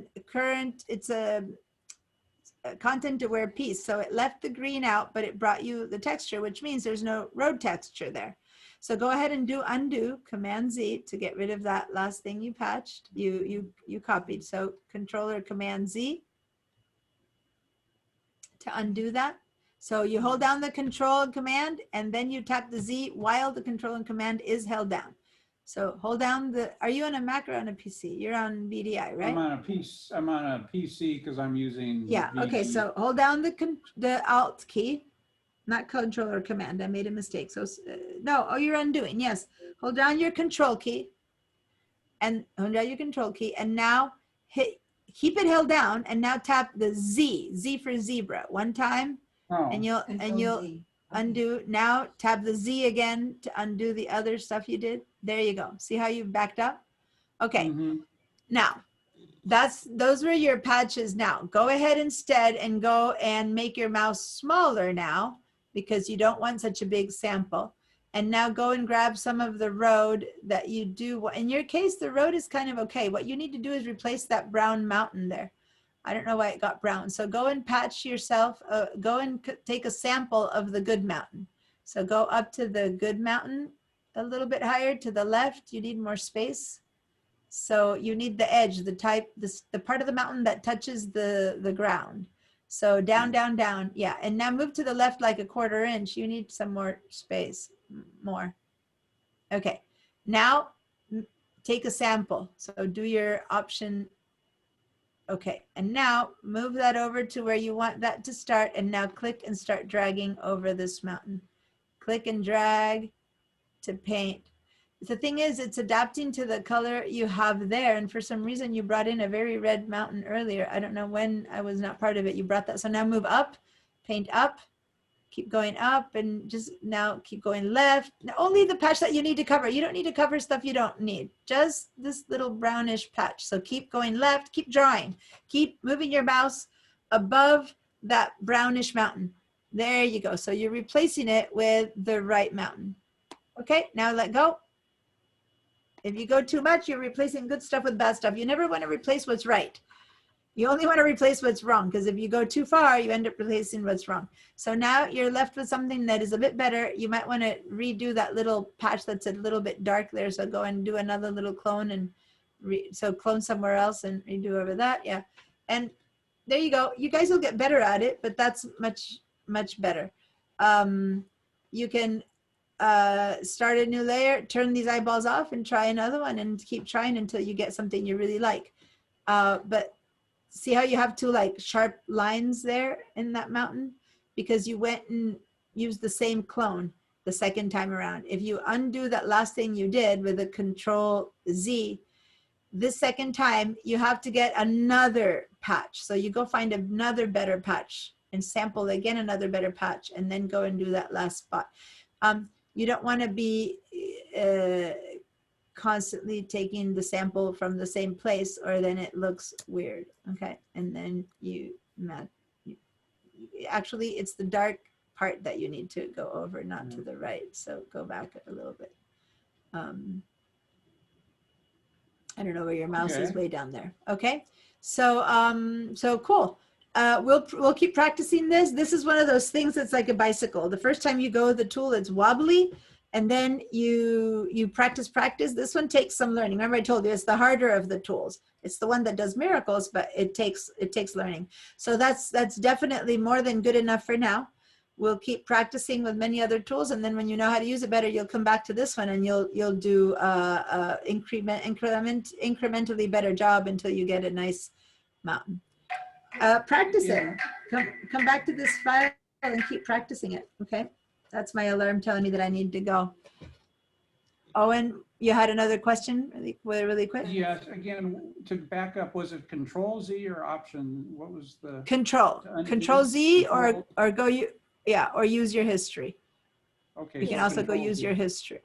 Right. Control and then tap the Z, and if not, go up to your history. And so there you undid everything. You went and did so many Z's that it went down 3 times, and maybe 3 times was. Otherwise, just go up here and there, and then you start all over again. Okay. Okay. So now turn this take this patch out of the way, and then you start all over again. Okay. Okay. I think I have it. Cool. Okay, great.